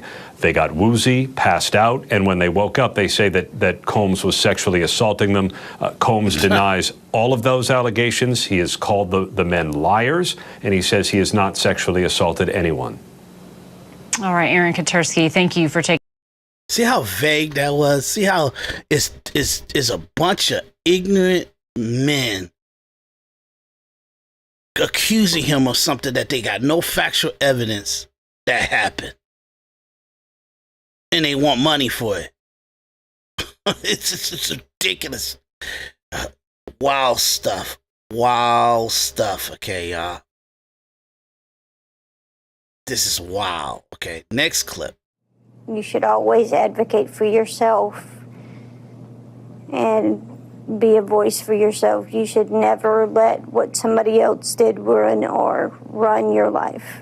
A 38-year-old mother from Alabama who has filed a lawsuit accusing Sean Diddy Combs and Jay-Z of raping her when she was 13 years old is speaking out to NBC News for the first time.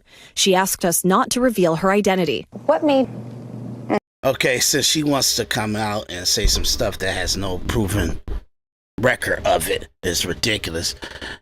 I wanted to stop right here so we can see how just ridiculous. I gotta stop using that other word. Ridiculous this is. She's a pot belly, ridiculous looking body. They got she's a white lady. You get what I'm saying? A mess. So, if she was sexually assaulted by Jay-Z and Diddy, then this is absolutely false. Or at the same time, we have no information to say that this ever happened. And on top of that, the things that she said that would prove that it happened went totally against her. Even her own father. She said her father picked her up from around the party area and stuff. And he never happened. So that alone, that should be dropped. It's ridiculous. And it's civil, so it's past the statute of limitation. And Jay-Z says some stupid shit about like, well, you should bring a criminal charge against something. If something like that really happened to you, you should go file a criminal. She's 100 years old now. Okay, it's past the statute of limitation. Ain't no way she could bring a criminal indictment against you, idiot, for something that she said happened when she was 13 years old. I don't care if it happened or not.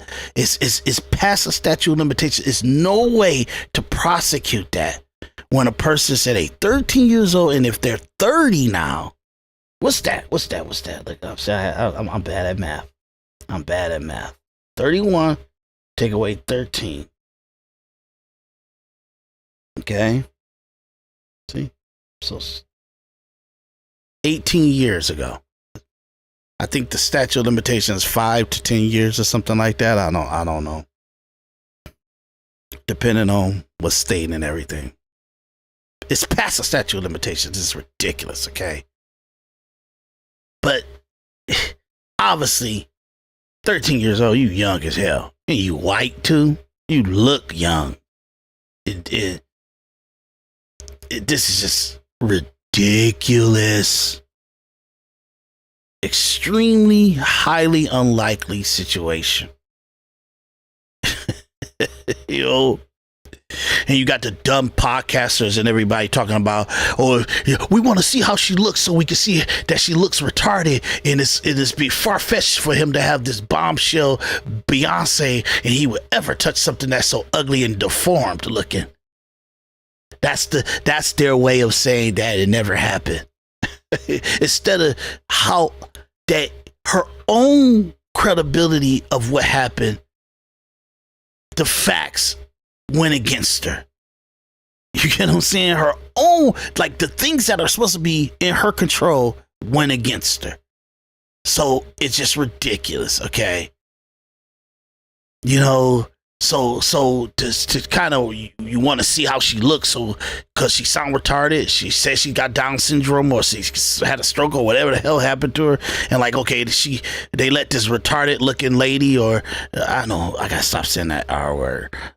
They let this deformed, like handicapped looking lady come into a Diddy party, and then they were like, oh, she's so hot, let's just get her together because we both gotta have some. Come on, man. This is ridiculous. I am so tired of podcasters. I really am. I'm a podcaster and I'm tired of some of the podcasters because how they talk about this stuff is so subjective. It has no objectivity to it. Everybody is in love with people or have some kind of favoritism to it or biasy for people. They just don't look at it that way. Just as ridiculous as she's talking about something happened with Jay-Z and her and Diddy and stuff, it's ridiculous for Jay-Z to say that, oh, you should bring up criminal prosecution. If something like this really happened, you should be having a criminal. You should be going for people criminal. How's she gonna go for something criminal and it's 18 years ago, dude? 18 years ago. It's past the statute of limitation in any state, and I'm pretty sure federally. I gotta do my research on that, but I'm pretty sure anything past 5 to 10 years, I don't even think they would indict a person over unless it's murder. If it's murder, then that has no statute of limitations. But I think sexual encounters, abuse, or like certain criminal acts or something like that, once it gets past a certain statute of time passed, you can't prosecute a person on. I looked this up. America. See, I'm trying to be very objective and truthful to you guys, okay? America statute limitation of sexual assault.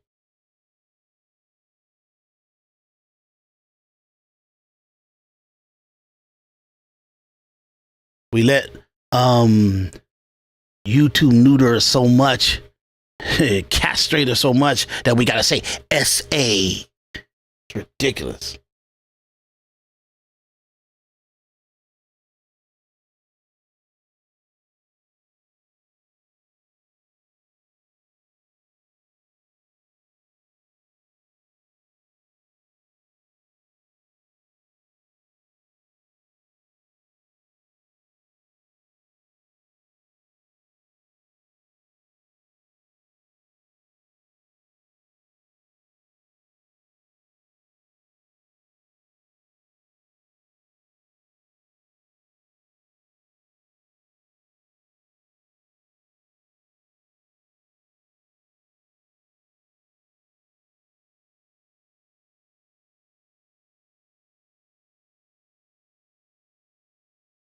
Yeah, I'm looking at it's giving me all the states and stuff, and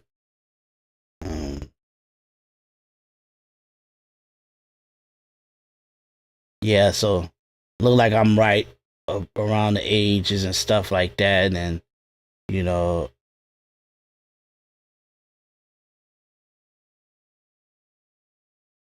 and a lot of them are based for young adults, like I mean young people is adolescents and young people. But once you get above like 18 years old, 19 years old, 22 years old, then you know you have to Colorado has it where you could generally bring one in 20 years. Wow. If the victim was 15, 16, and 17 years old, Colorado allows for you to do it up for 20 years. So statute of limitation up to 20 years. Boy. New York has this 20-year too. For sexual assault, sexual abuse. Wow. Well, technically, they could bring a I apologize, Jay-Z. I'm sorry. You're right. They can actually bring a criminal prosecution on him if he actually did it. The lady's from Alabama, but if the criminal act happened in New York, then she could bring it.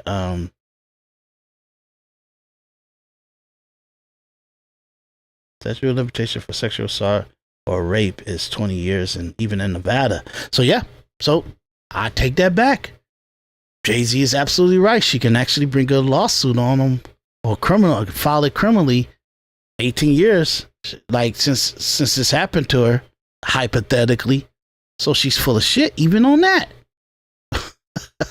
It's ridiculous. So, but I just want you to they won't show her face, but I want you to look at this ridiculous, like, you know, this is after her having kids and this 18 years ago. You get what I'm saying? She was 13 and everything like that, but it's ridiculous. It's just such a disgusting conversation to even have, and I do feel for Jay-Z and them, but they, you know, that power that you guys have, you got to make sure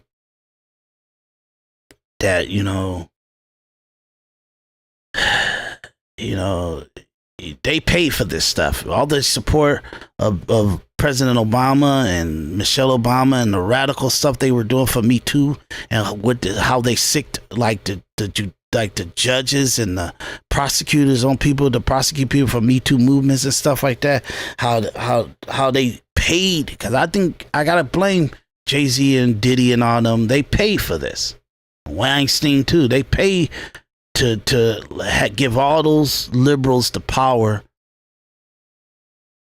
that they got prosecuted up on, or they getting their name run through the mud on stuff. So, you know, you're what they say, the rooster comes back, you know, or the chicken come home to roost or something like that, or the rooster come home to roost, or a boomerang on you. Your own liberal ideology and support has swung right back on you. That's what this is. Ridiculous. Let's try to get through this, y'all. And raped me. He at the shatterproof jobber.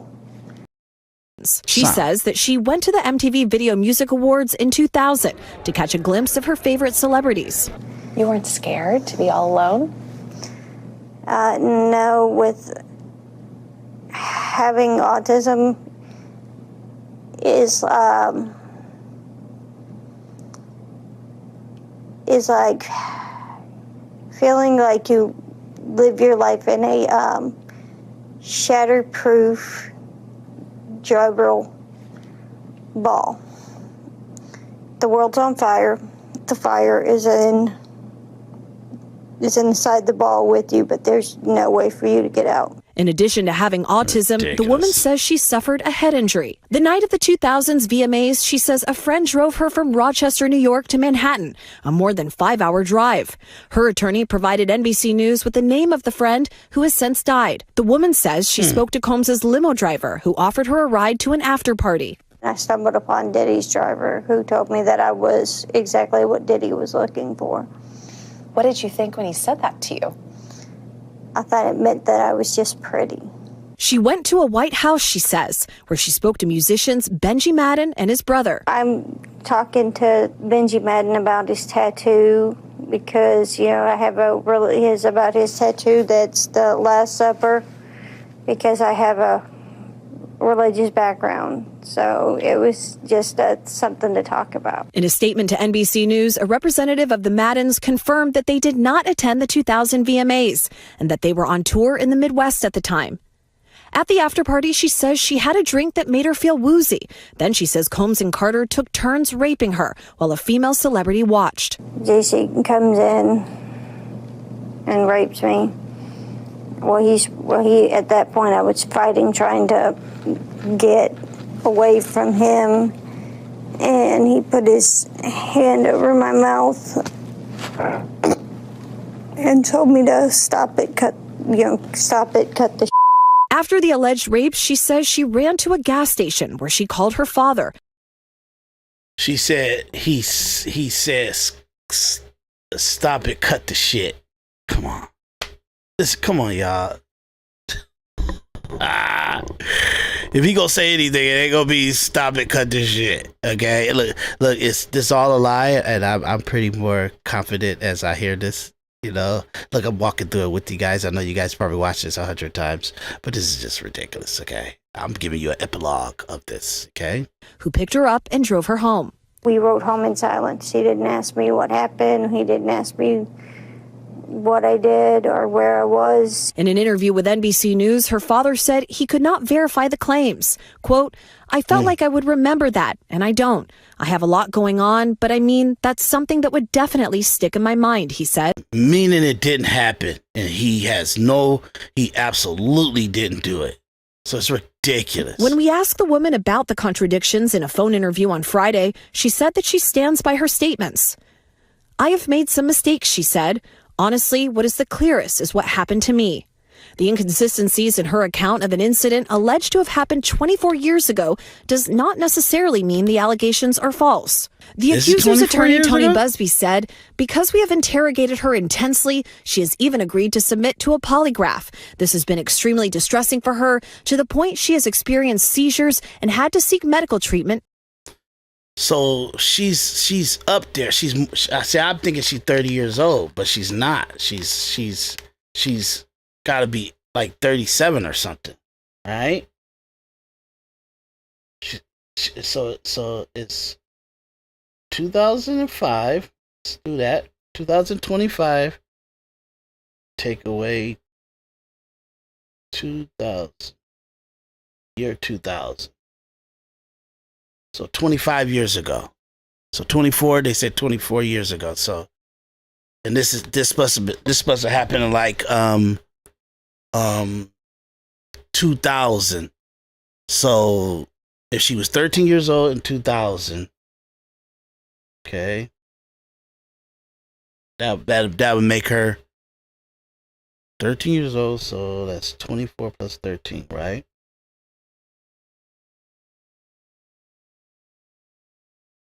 So 37 years old. She's 37 years old.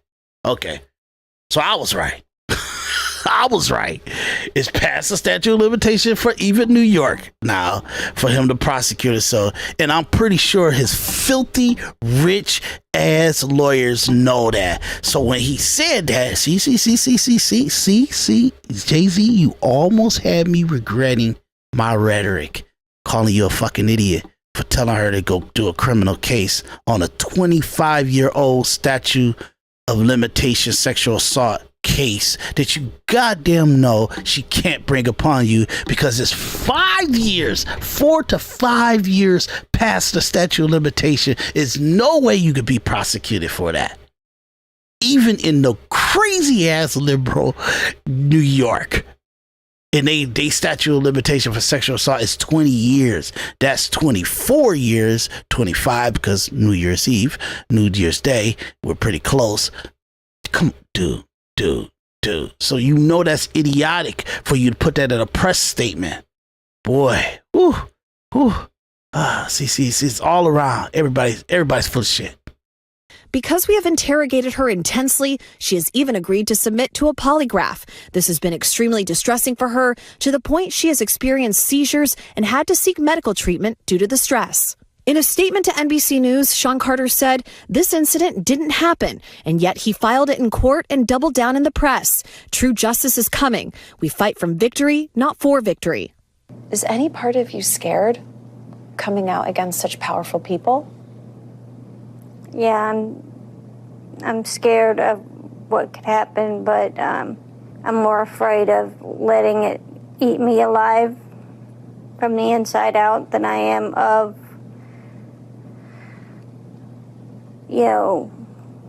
being chastised by their fans.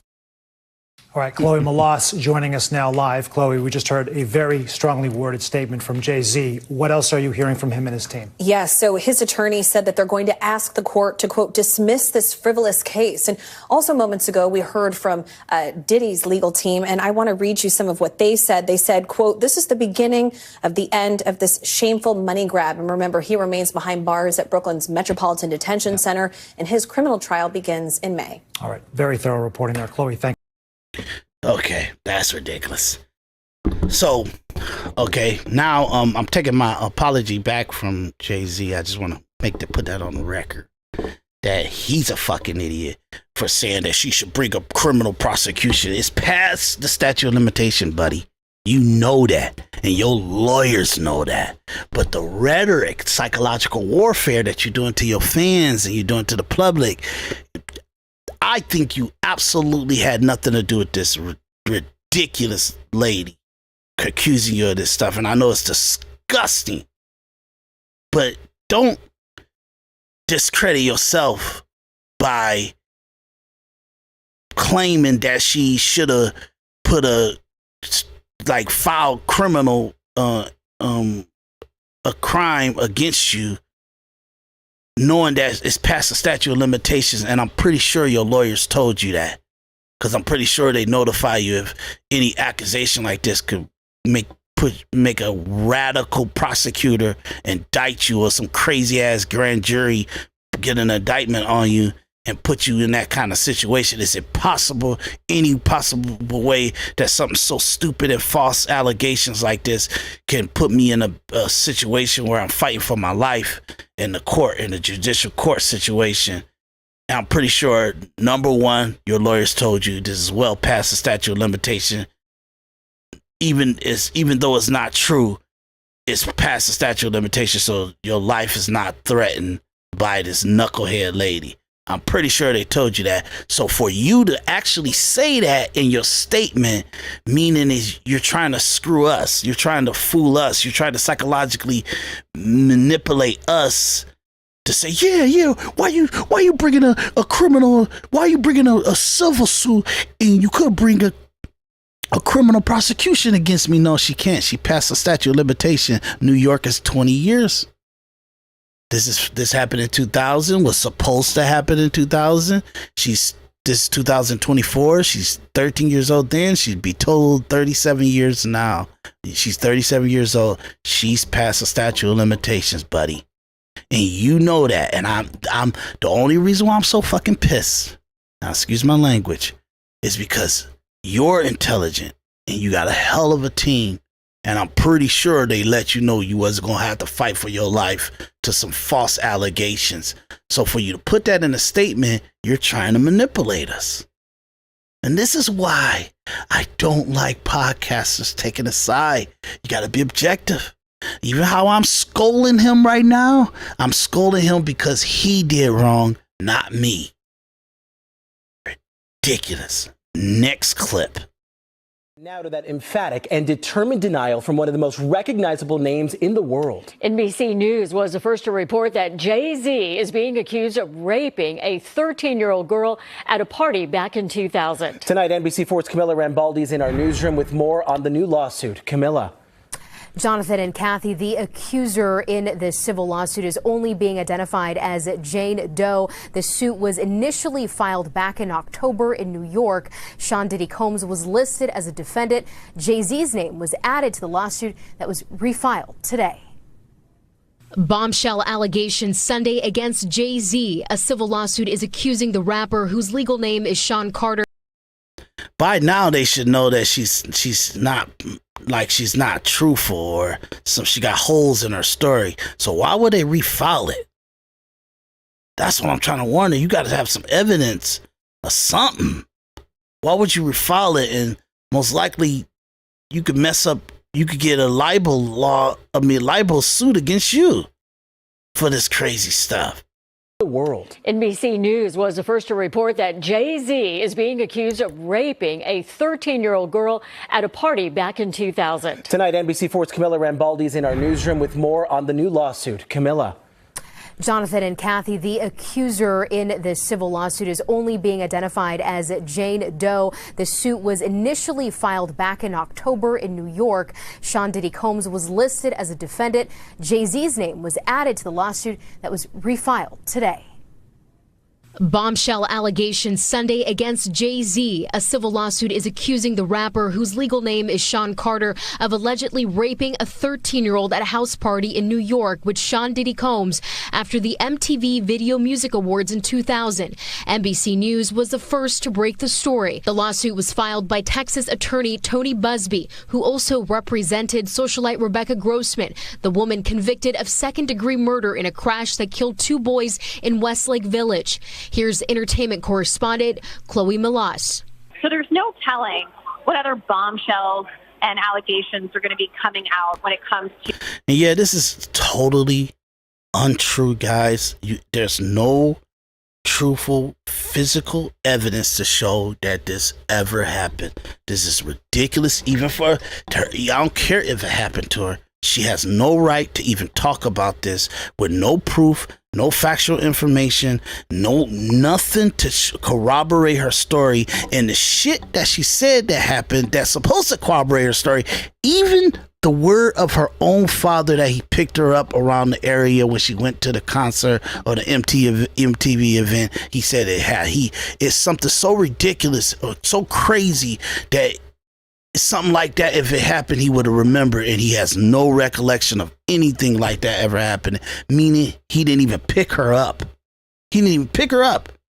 You get what I'm saying? This is crazy, meaning that because she autism or whatever injury she's trying to say, don't mean that you come out and be a retard making false allegations on people, and and I don't care if he sues her where she lose everything.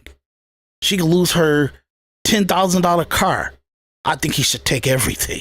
I think he should sue her for libel and take everything, and let it be a lesson to any news anchor, any podcaster, any dumb person that accuses him of this with no factual evidence to show that he did. He should come for their pockets. I'm pissed that he talked about that she should have brought a criminal suit. That was ridiculous. And that's a mind game. That's a psychological manipulation of your audience and your viewers. So I have every right to chastise him for that, because that's a false thing to say, that she could have brought a criminal suit against you or that you could have been she could have filed it criminally, and then you would have got prosecuted and indicted by it, because it's past the statute of limitations about 4 to 5 years. And in my reading, unless I'm wrong, and I'm pretty sure I'm right, New York statute of limitation for sexual assault is 20 years, and she's 37, and it's about 5 years over the statute of limitations, so it will be no criminal prosecution been brought. And I'm pretty sure, for your own peace of mind, for some stupid person making a false allegation against you, you knew that. So why did you say it in your press? Why did you say it to yourself in your head, say it to your lawyer and say, yeah, that's a good point, and then knowing the information that New York statute of limitations where they filed the claim, it was you. This situation would have been past that, so it would be no possible way to bring a criminal indictment against you. That's my only issue. You can go to town on the accuser, and I don't care how retarded she is, you don't need to have a sympathy for her. Take everything. Sean Combs, either against him or naming other celebrities. And I think that, all we can do is continue to stay on the story. And I think that it's not just BuzzFeed. There are other attorneys filing these civil complaints. And also keep in mind that New York prosecutors, they are still in that grand jury process trying to bring a superseding indictment against Combs. So that could mean more criminal charges. A statement from Carter Sunday, which also included personal accusations against Busby, reads in part, "These allegations are so heinous in nature that I implore you to file a criminal complaint, not a civil one. Whomever would commit such a crime against a minor should be locked away. Would you not agree?" And this is the statement that I'm pissed about. Because he knows she can't bring a criminal indictment against him. You get what I'm saying? She can't. These allegations are so heinous and in nature that I implore you to file a criminal. I'm trying to read it on the small screen. Maybe I need to blow this up so I can read it with some kind of sense. I implore you to file a criminal complaint, not a civil one. Whomever would commit such a crime against a minor should be locked away. Will you not agree? This alleged victim would deserve real justice if this case. Well, it's the statute of limitations 20 years in New York. This happened 24 years ago, 25 years ago. There's no possible way for you to get criminally indicted for it, okay? Or prosecuted for it. So they're stupid. And you know that. Trust me, y'all think that he don't know it. The number one thing I'm pretty sure that he talked to, his lawyer communicated to him when he paid the guy for his lawyer, or he talked to his lawyer. Number one thing was this false allegation cannot get you criminally indicted. You won't be hemmed up. You won't be arrested and prosecuted for criminal liability, or even in a criminal indictment of some woman alleging you did this, and they gotta protect the woman and everything like that, because it ran out the statute of limitations. Statute of limitations in New York for sexual assaults, SA, is 20 years. I might get flagged for this video for saying SA so many times, but I'm just trying to give you guys the honest opinion on this. So I don't know why Jay-Z said this. He knew he was lying when he said it on this actual comment. So it's ridiculous. And if you say you didn't know, you let me know. Just release something like that, because I think that's crazy. You're pretty powerful and great businessman and got good acumen. I'm pretty sure cops knocking on your door out of nowhere was part of the discussion with your lawyer. These alleged victims would deserve real justice if that were the case. The statement goes on to say, "My only heartbreak is for my family. My wife and I will have to sit our children down." I think what's significant is that it is ridiculous. That's why I say you have to respond in likeness. Somebody accuses you of doing something so crazy and pathetic and weak like that, like sexual assault on a woman, and especially a minor. You get what I'm saying? It's ridiculous. You can't just say, "Oh, she don't know no better," or "she mentally ill," or something. No, you have to make an example for her. You have to send your multi-million-dollar lawyers against her for libel and destroy whatever nickel and dime she got, just to make her, teach her a lesson. You get what I'm saying? You could go do a roundabout charity or GoFundMe or something to give the money back to her or set her up to be whole. But you gotta prosecute her. You gotta take her to court and find her guilty on libeling your name, and even that lawyer too. But you want to take it out on a lawyer? I don't think that's not doing the work that needs to be done. Doing the work is the people to stop doing false allegations on people. The only way you're going to be able to stop stuff like this from happening is you have to take her all the way to court and get a ruling. Okay? Jay-Z is coming out swinging. He's a private person.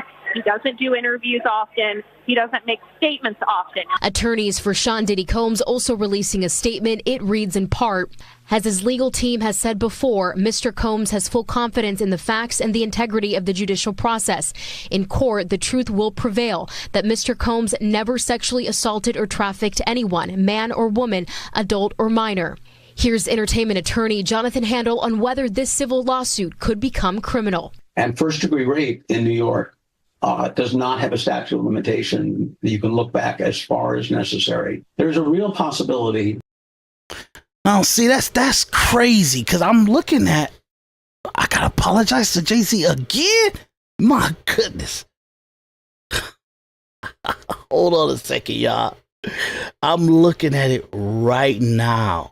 Okay, give me a second. I'm going back. Wow, I'll fight my credibility on this now. That's hilarious. For that guy to say that is that's false. I know that's false because I just looked at New York statute of limitation. So, New York. Boy, statute of limitation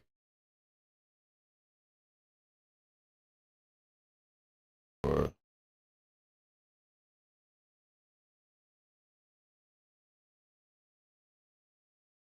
so boy, I tell you, we going to war on this episode, man.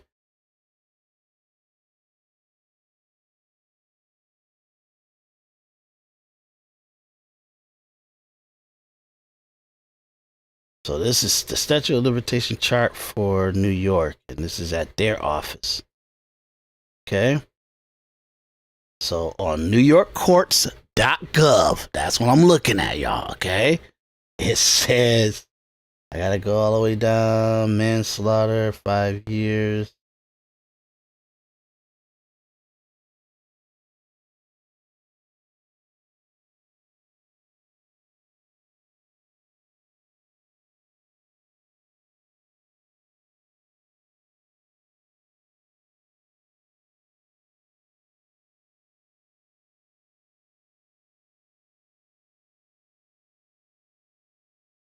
Yeah, it's got no limit. Holy chew.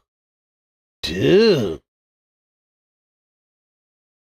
Wow. I'm an idiot. I'm an idiot. That was my fault, okay?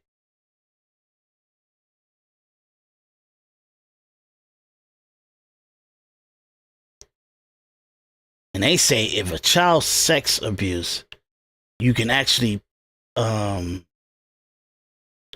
you could prosecute all the way until the person turns 55 years old or turn 28. That's wow. Civil you could do up to 55 up to the person turn 55, and criminal is 28 years old. Okay, so yep.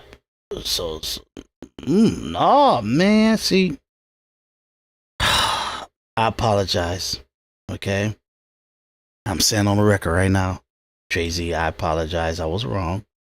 The statute of limitation for criminal prosecution for child abuse or the R word, RAPE, is no limitation. There's no time limited that you can actually prosecute somebody for that. And her situation would have felt in between those two. They could have decided which one they wanted to pass on that. I'm trying to see when this entry was published on. So I'm trying to see when they put this into law. Like, dude, that's wow.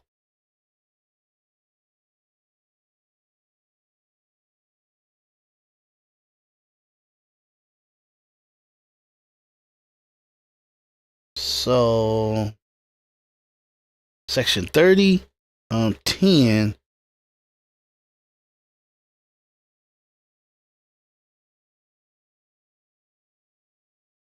The most recent version before, so I guess they passed that in. They actually adjusted it on July 26, 2024. They adjusted the law, so maybe they extended the time on July 24th, July 26, 2024. That's when they made it with longer time. Wow, that's interesting.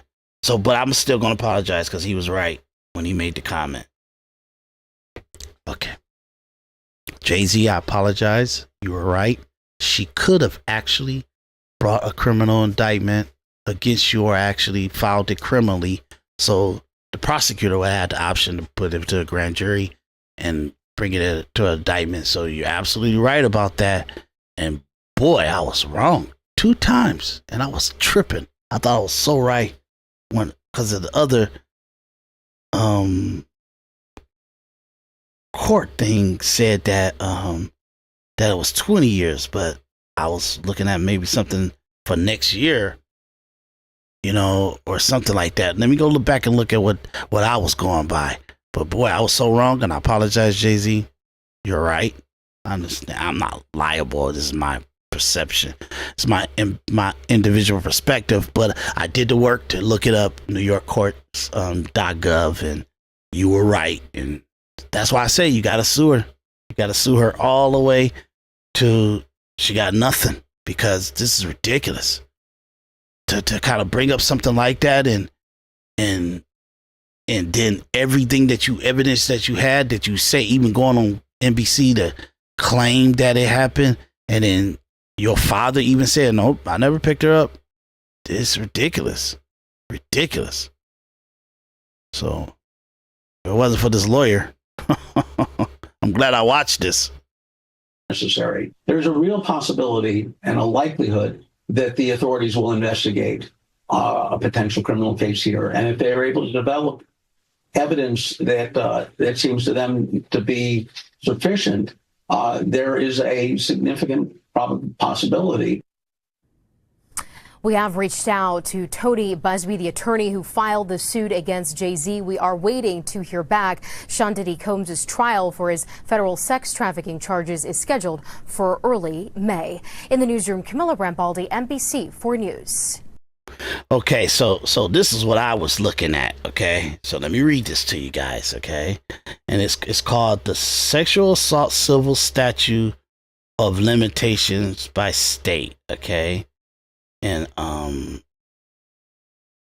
gonna go to the New York Attorney General's thing. Okay. Rape and sexual offenses state statute. Okay. And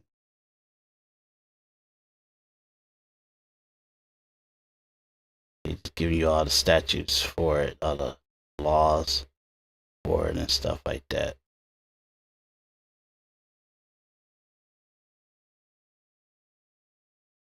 Wild stuff, though, I'll tell you that. Okay. And then, what was the other? Sexual assault civil statute of limitations by state.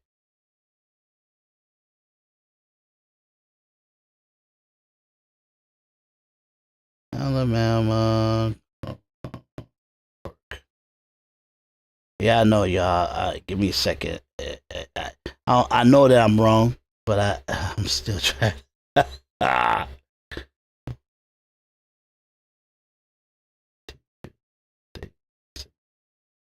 Michigan has 10 years from the date of incident, 2 years from the date of incident. Nevada has 2 years from the date of incident.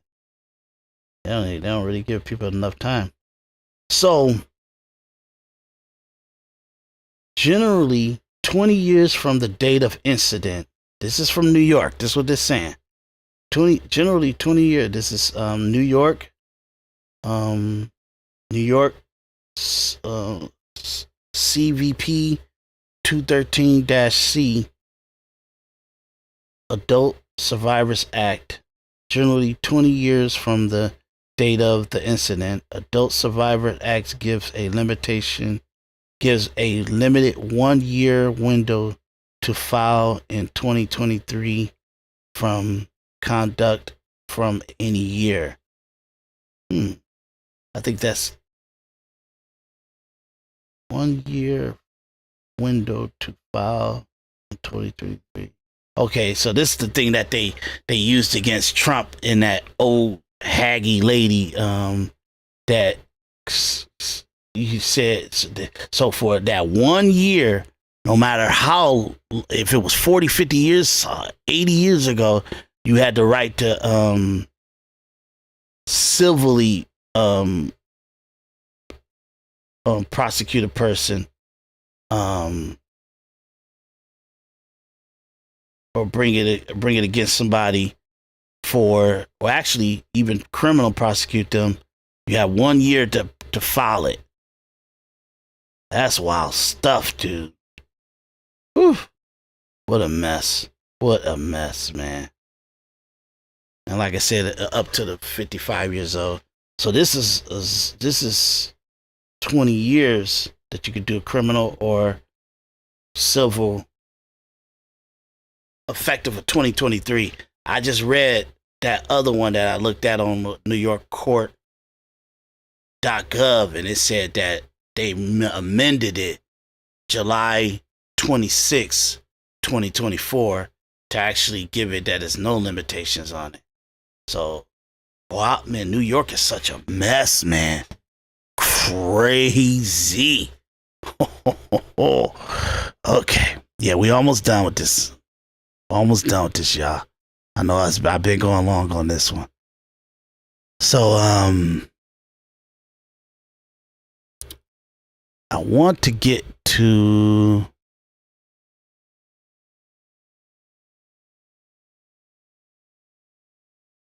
so let me play Jay-Z's lawyer's comments, and then we're gonna move off this, and then we're gonna go to the major topic of all this, and that's the 4B movement.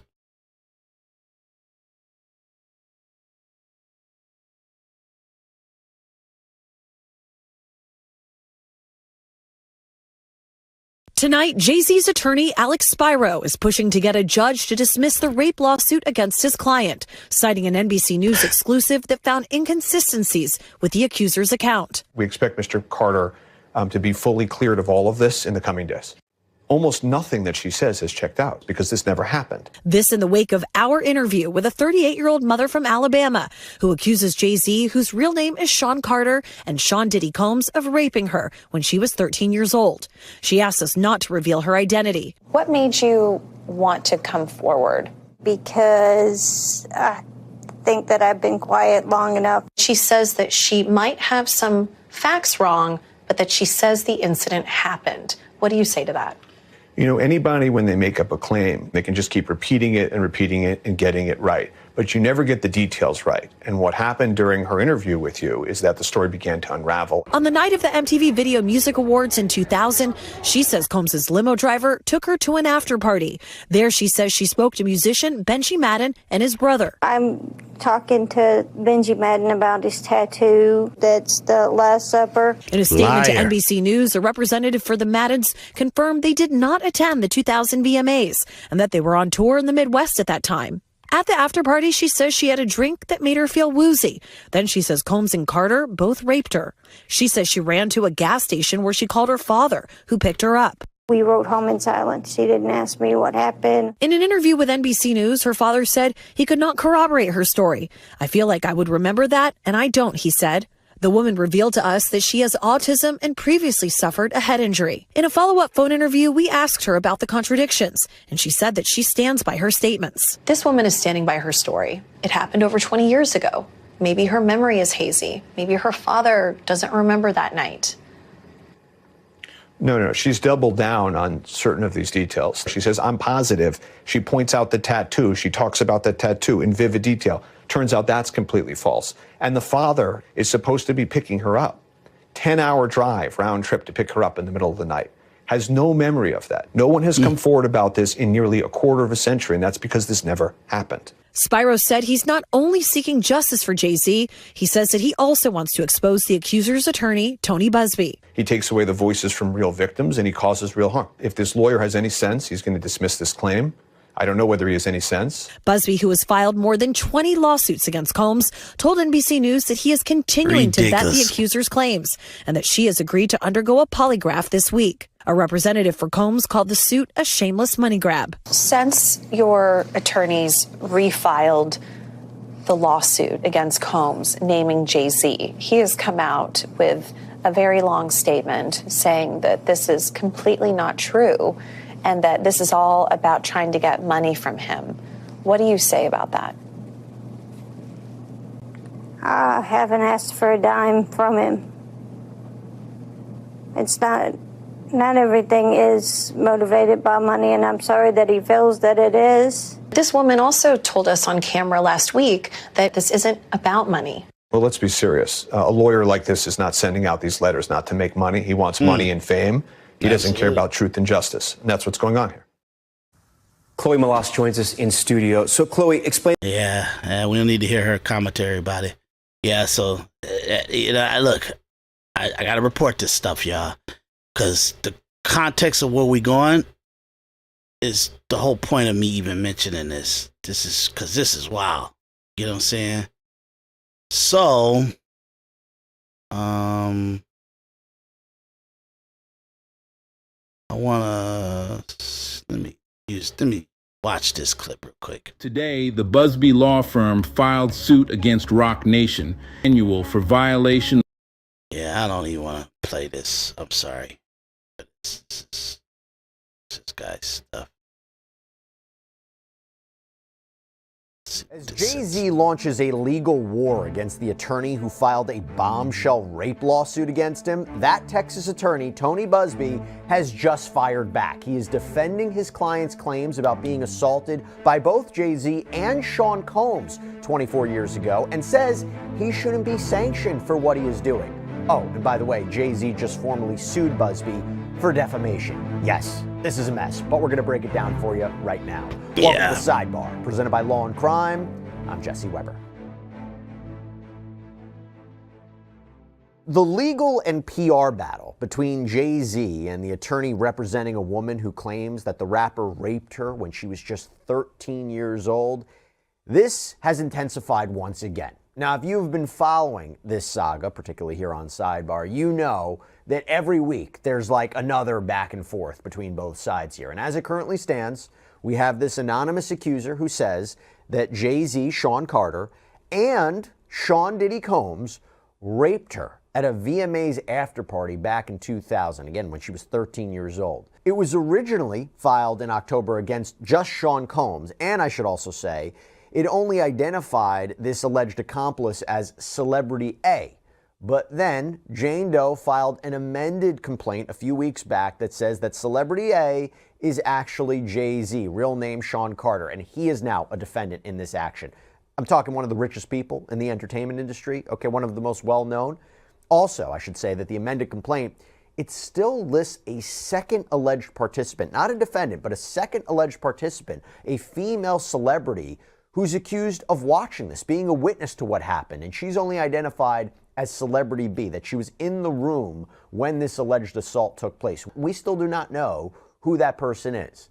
But since this was filed, Jay-Z has come out swinging, calling Tony Busby, this Texas attorney behind the lawsuit, a, quote, deplorable human being with no honor or dignity. Jay-Z accused Busby of extorting him in the lead up to this lawsuit, essentially accusing Busby of approaching Jay-Z, pressuring him to pay over a hefty sum of money, or B, as Jay-Z claims, falsely accused in a public lawsuit. Hey, by the way, we want to keep following this Jay-Z story for you as it develops. And with that in mind, I have to thank our sponsor, Upside, because it's with their support that helps make episodes like this possible. Now, Upside is great. If you don't know what it is, it's a free app that helps you get.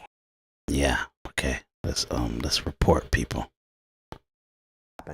Attorney Alex Spiro filed this emergency motion with the court, and he asked that either the case be thrown out completely or Jay-Z be dismissed from the suit. And he also said he wants to ensure that evidence be preserved in this case because he alleged that Busby may actually destroy evidence. So in a memorandum in support of this motion, it reads, this is again from Alex Spiro, Jay-Z's lawyer, the fundamental inconsistencies in plaintiff's case revealed in the NBC interview, coupled with Busby's chronic inability to follow the rules in this case and others, creates a substantial risk that Busby will destroy. That girl's lawyer is like a M&M's chaser, pretty much, to try to make money off of anything possible, you know what I mean? So it's just ridiculous. And like I said, Jay-Z was actually absolutely right that she could file a criminal thing if something like that really happened, but she know better than that because that means war, and she don't want to go to war with no Jay-Z. So I was wrong, and I apologize for even going off on Jay-Z for saying that she could get put a criminal prosecution on him, because they actually in New York, they extended the actual statutes of limitations to no limit effective of July 26, 2024. And I was reading information that they had in the actual pretty much the statutes for pretty much last year, I guess it was. So effective of the one that they got into play now is unlimited, and I've even seen that you can actually sue a person financially up to the age of 55, no matter when it happened. So look, that's so I apologize for being wrong about that. He was absolutely right. If this really happened, he would want her to file a criminal suit against him, and not just some civil suit. Do a criminal suit, because this is a heinous crime and all the other stuff that he said. So from all the data that I gathered so far, everybody that's claiming that these guys did something against them, and especially Jay-Z, he's innocent. They have absolutely nothing to say that he's guilty of any of this crazy stuff. And then this lady is obviously out of her mind and mentally disturbed and mentally dysfunctional. So he's 100% innocent that I see right now. A lot of people wouldn't put 100% on it. That's pretty wild for me to jump out there and say that. And I'll say with all the evidence that's showing, and even her own testimony on NBC, and she kind of gave her hand away by doing that interview. She's an absolute mess and a psychologically messed up lady, and 100% Jay-Z got nothing to do with this lady. 100%. I'm going on the record say that, and I apologize for calling Jay-Z an idiot. Said that the statute of limitations has weighed out. Obviously, his lawyers told him what was effective of July 26, 2024, and I was wrong. I apologize, and I'm gonna keep that on the record. So, I got errors, but my errors stand. By the time I end this episode, I make sure that this episode can stand up to scrutiny, because I already did my analyzing and analytics live on the podcast, and I love it. I'm actually happy that it went that way. So I apologize to Jay-Z. You're right. She could actually have filed a criminal against you, but she know no damn well that you ain't do that stuff like that. So 100% from the information that we showed, that all the information that any media outlet can kind of give you guys on the data of what's going on with Jay-Z and this lady, he is 100% innocent, and it's ridiculous to even keep talking about it. Okay, P. Diddy, obviously he's innocent too. I do see that. This is ridiculous. I don't even know how they holding him on this unless they got some crazy. So I don't care if they got sex videos of him. Those most likely those are consensual acts. You're not really seeing no criminal situation on there. They may not like that he flew people in to have sex with other people, but it obviously is all consensual and everything, and they got no data to show otherwise. And this is the only thing that's holding that they're actually even putting in an indictment is his abuse of Cassidy, and they're saying that he randomly did that to everybody, but they got no factual evidence of it, and everybody's doing a hearsay she say thing. If they don't have any factual evidence to show that he had malice activities with them, besides them moaning and groaning and enjoying actual sex on the videos, that's not no factual evidence to show that he's a criminal and he did. They just making up charges to try to find some way to punish him for what he did to Cassidy. And I'm not saying that he don't need to be punished. I'm just saying that what's in the indictment is not any factual evidence of legitimacy against that. You know what I mean? Because they didn't make that. They were bringing charges against him for abusing Cassidy. They made it about other people. So that's what that situation is. So, but how do we get here? Why are we dealing with sexual assault stuff so much? And it's because of South Korean movement. We got a bunch of black women. We got a bunch of women, liberal ass white women, Hollywood women over here in America touting anti-masculinity, anti-man, psychological stuff that they actually got from South Korea. That's what 4B means. Okay? So let me walk you through that. We're going to go a little bit into the 3-hour mark, but I'm going to rush you guys through this, and then we're going to end this. But I wanted to give the full context of why I called it Eyes Wide Open on 4B. South Korea's feminist 4B movement is built on 4 principles: no dating, no marriage, no childbirth, and no sex. And it sparked an interest among US women after Donald Trump's US presidential election victory. It's also gone viral on TikTok and X.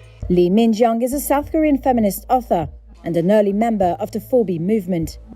I think Trump's re-election would have given a sense of crisis for minorities, especially for women who are ethnic minorities. Since it has a negative impact on women's human rights, such as the right to terminate a pregnancy, I think there has been a lot of interest among women in the US in joining this movement because they must have felt the need for some sort of action to solve this issue by themselves. Experts say the movement emerged after a series of sex crimes shocked South Korea, including thousands of cases of spy cams being used to secretly film women.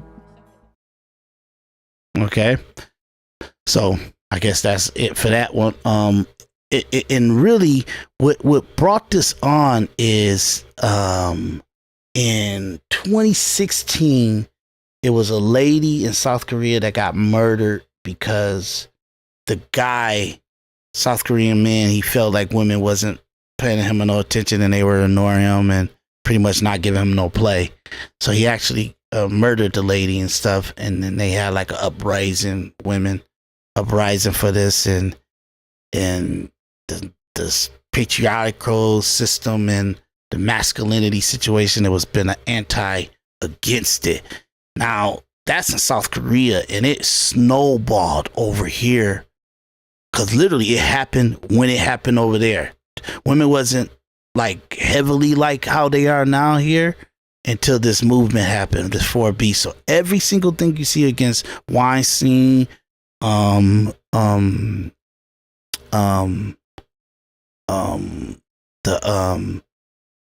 Diddy and Jay-Z, and even just the pure clout chasing and money grub or status quo and devaluation of women even interacting with men, that men have to give so much to women to even interact with them, all came from this South Korean thing. And remember, 4B movement means this: no dating, no marriage. South Korea's feminist 4B movement is built on 4 principles: no dating, no marriage, no childbirth, and no sex.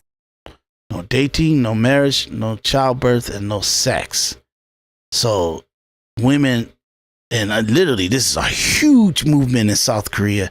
And now I'm saying South Korea is a huge movement in America, where this is why you're seeing all this crazy stuff. But the American women are so demented and dysfunction, not all women, majority, okay, dysfunctional, that they're looking at it as no marriage, no kids, but they're having unlimited sex, which if men can have unlimited sex with you without marrying you and without having kids with you, we cool with that.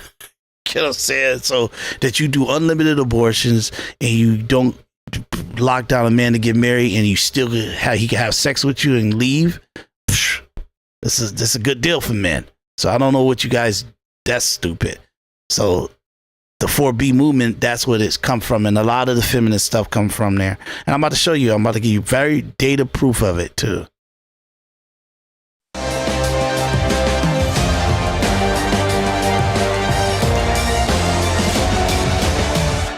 No marrying men, no dating men, no sex with men, no having children with men. These are the pillars of the 4B movement many women across the country are turning to after Donald Trump's victory in the 2024 presidential election last week. The South Korean feminist movement 4B holds this name because B is a shorthand word for no in Korean. It grew to prominence in South Korea in the late 2010s. This is now a handful of no-nos for many in the United States. In the hours after Trump's win, Google searches related to 4B rose in the United States as women on the internet are expressing their interest in swearing off men. Women on TikTok and Instagram are the driving forces behind the recent swell of support for this magical, beautiful movement that I am now joining. Well, the That's movement sad. also received a... Sad. Oh, I'm sorry, I didn't realize we were... Sorry, I missed that.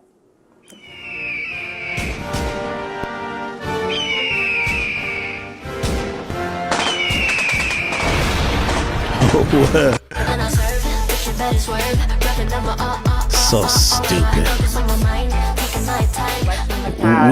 And every single thing on my page that morning was women shaving their heads. They're like, we're shaving our heads to be crazy. I don't have any hair. So I was like, well, this is not a move. This is not going to be good. I could see the way that it was going, and instantly every emotion in me that I've been navigating with my alopecia just came to the surface that morning. The word unattractive and bald just were like two bold letters up in the air, it felt like. That's not what we should be doing, especially if we're living in a world where we want our youth to be kind. I don't think it plants a good seed to fruit in our youth when you're encouraging to associate baldness with unattractiveness, and they're using it as like a man repellent. Ridiculous. Cool. Body, my choice. Okay, bet. With Trump's win, a lot of creepy dudes have decided they can go mask off and let us know how they really feel about women. And in response, American women are campaigning to follow South Korea's lead by participating in the 4B movement. In case you haven't heard, it's a protest that involves abstaining from marriage, sex, dating, or having children with men until their treatment of women improves. I mean, can we blame young women? When we look at the demographics, the majority of men voted for a person who has said he will roll back our reproductive rights, has said all kinds of disgusting things about women, and has had several allegations of assault against him. And of course, it's not all men, but it's hard to look at the number of dudes who turned out for Donald Trump and not feel like the dating pool just shrunk a lot. Or that you gotta start getting political real fast on a date as if dating doesn't suck already. So hey, pour it out for the nice guys and the allies because y'all can get it. But for the others, it's like if you're showing people that you can be a misogynistic scumbag and still become president, why would we want to bring kids into a world like that? So will the idea catch on here? I don't know. But just remember, despite what white nationalists may tweet out, it's our bodies, our choice. See? That's so when you're dealing with all this crazy sexual assault claims and rape allegations or masculinity, toxic masculinity, and all this stuff, it's coming from the 4B movement that started in 2014, really populated in 2017, and went crazy here in 2017, 2018. That's why Weinstein got indicted and all that other stuff. It was a cause and effect from like the 4B movement. Okay. And B is like a term for no in South Korea. So that's where you get all this from, y'all. So I just wanted to kind of do this episode. I know it's a long one. It's a crazy situation. I apologize to Jay-Z. I was wrong. You are absolutely right. She could have brought a criminal indictment, but she's a liar, and you're 100% proven absolutely innocent. So I understand it's crazy, but yeah. So forgive me for the things I said earlier in the podcast because I was going off on you. But look, it's entertainment. It's entertainment. Okay. Yeah, I know. Most people are not even gonna see this. So look. My name is Daris D. McKinney. This has been a long podcast. It was 3 hours and 7 minutes. Boy. That the 4B movement is a mental illness from South Korea women.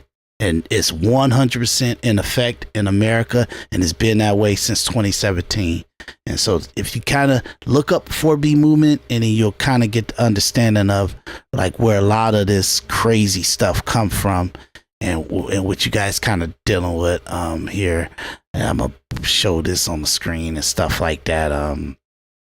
And this is what it looks like on. You can go to Wikipedia. Is pretty accurate how they express it on there. You know what I mean? So I'm just giving you guys something to just kind of look at when you kind of stop and see the actual screen and everything like that. So give you some information to watch and look at. But it's the 4B movement. Remember that B stands for no in South Korea. So there you go. Ridiculous. It's all kind of weird. Okay. It's all kind of weird. It really is. So thanks for joining us. This is Individual Perspective Podcast. I'm your host, Daris D. McKinney, and I will see you guys on the next one. And we're getting to 2025, y'all. And I'm gonna be coming back in with some mindset inventory clips and episodes.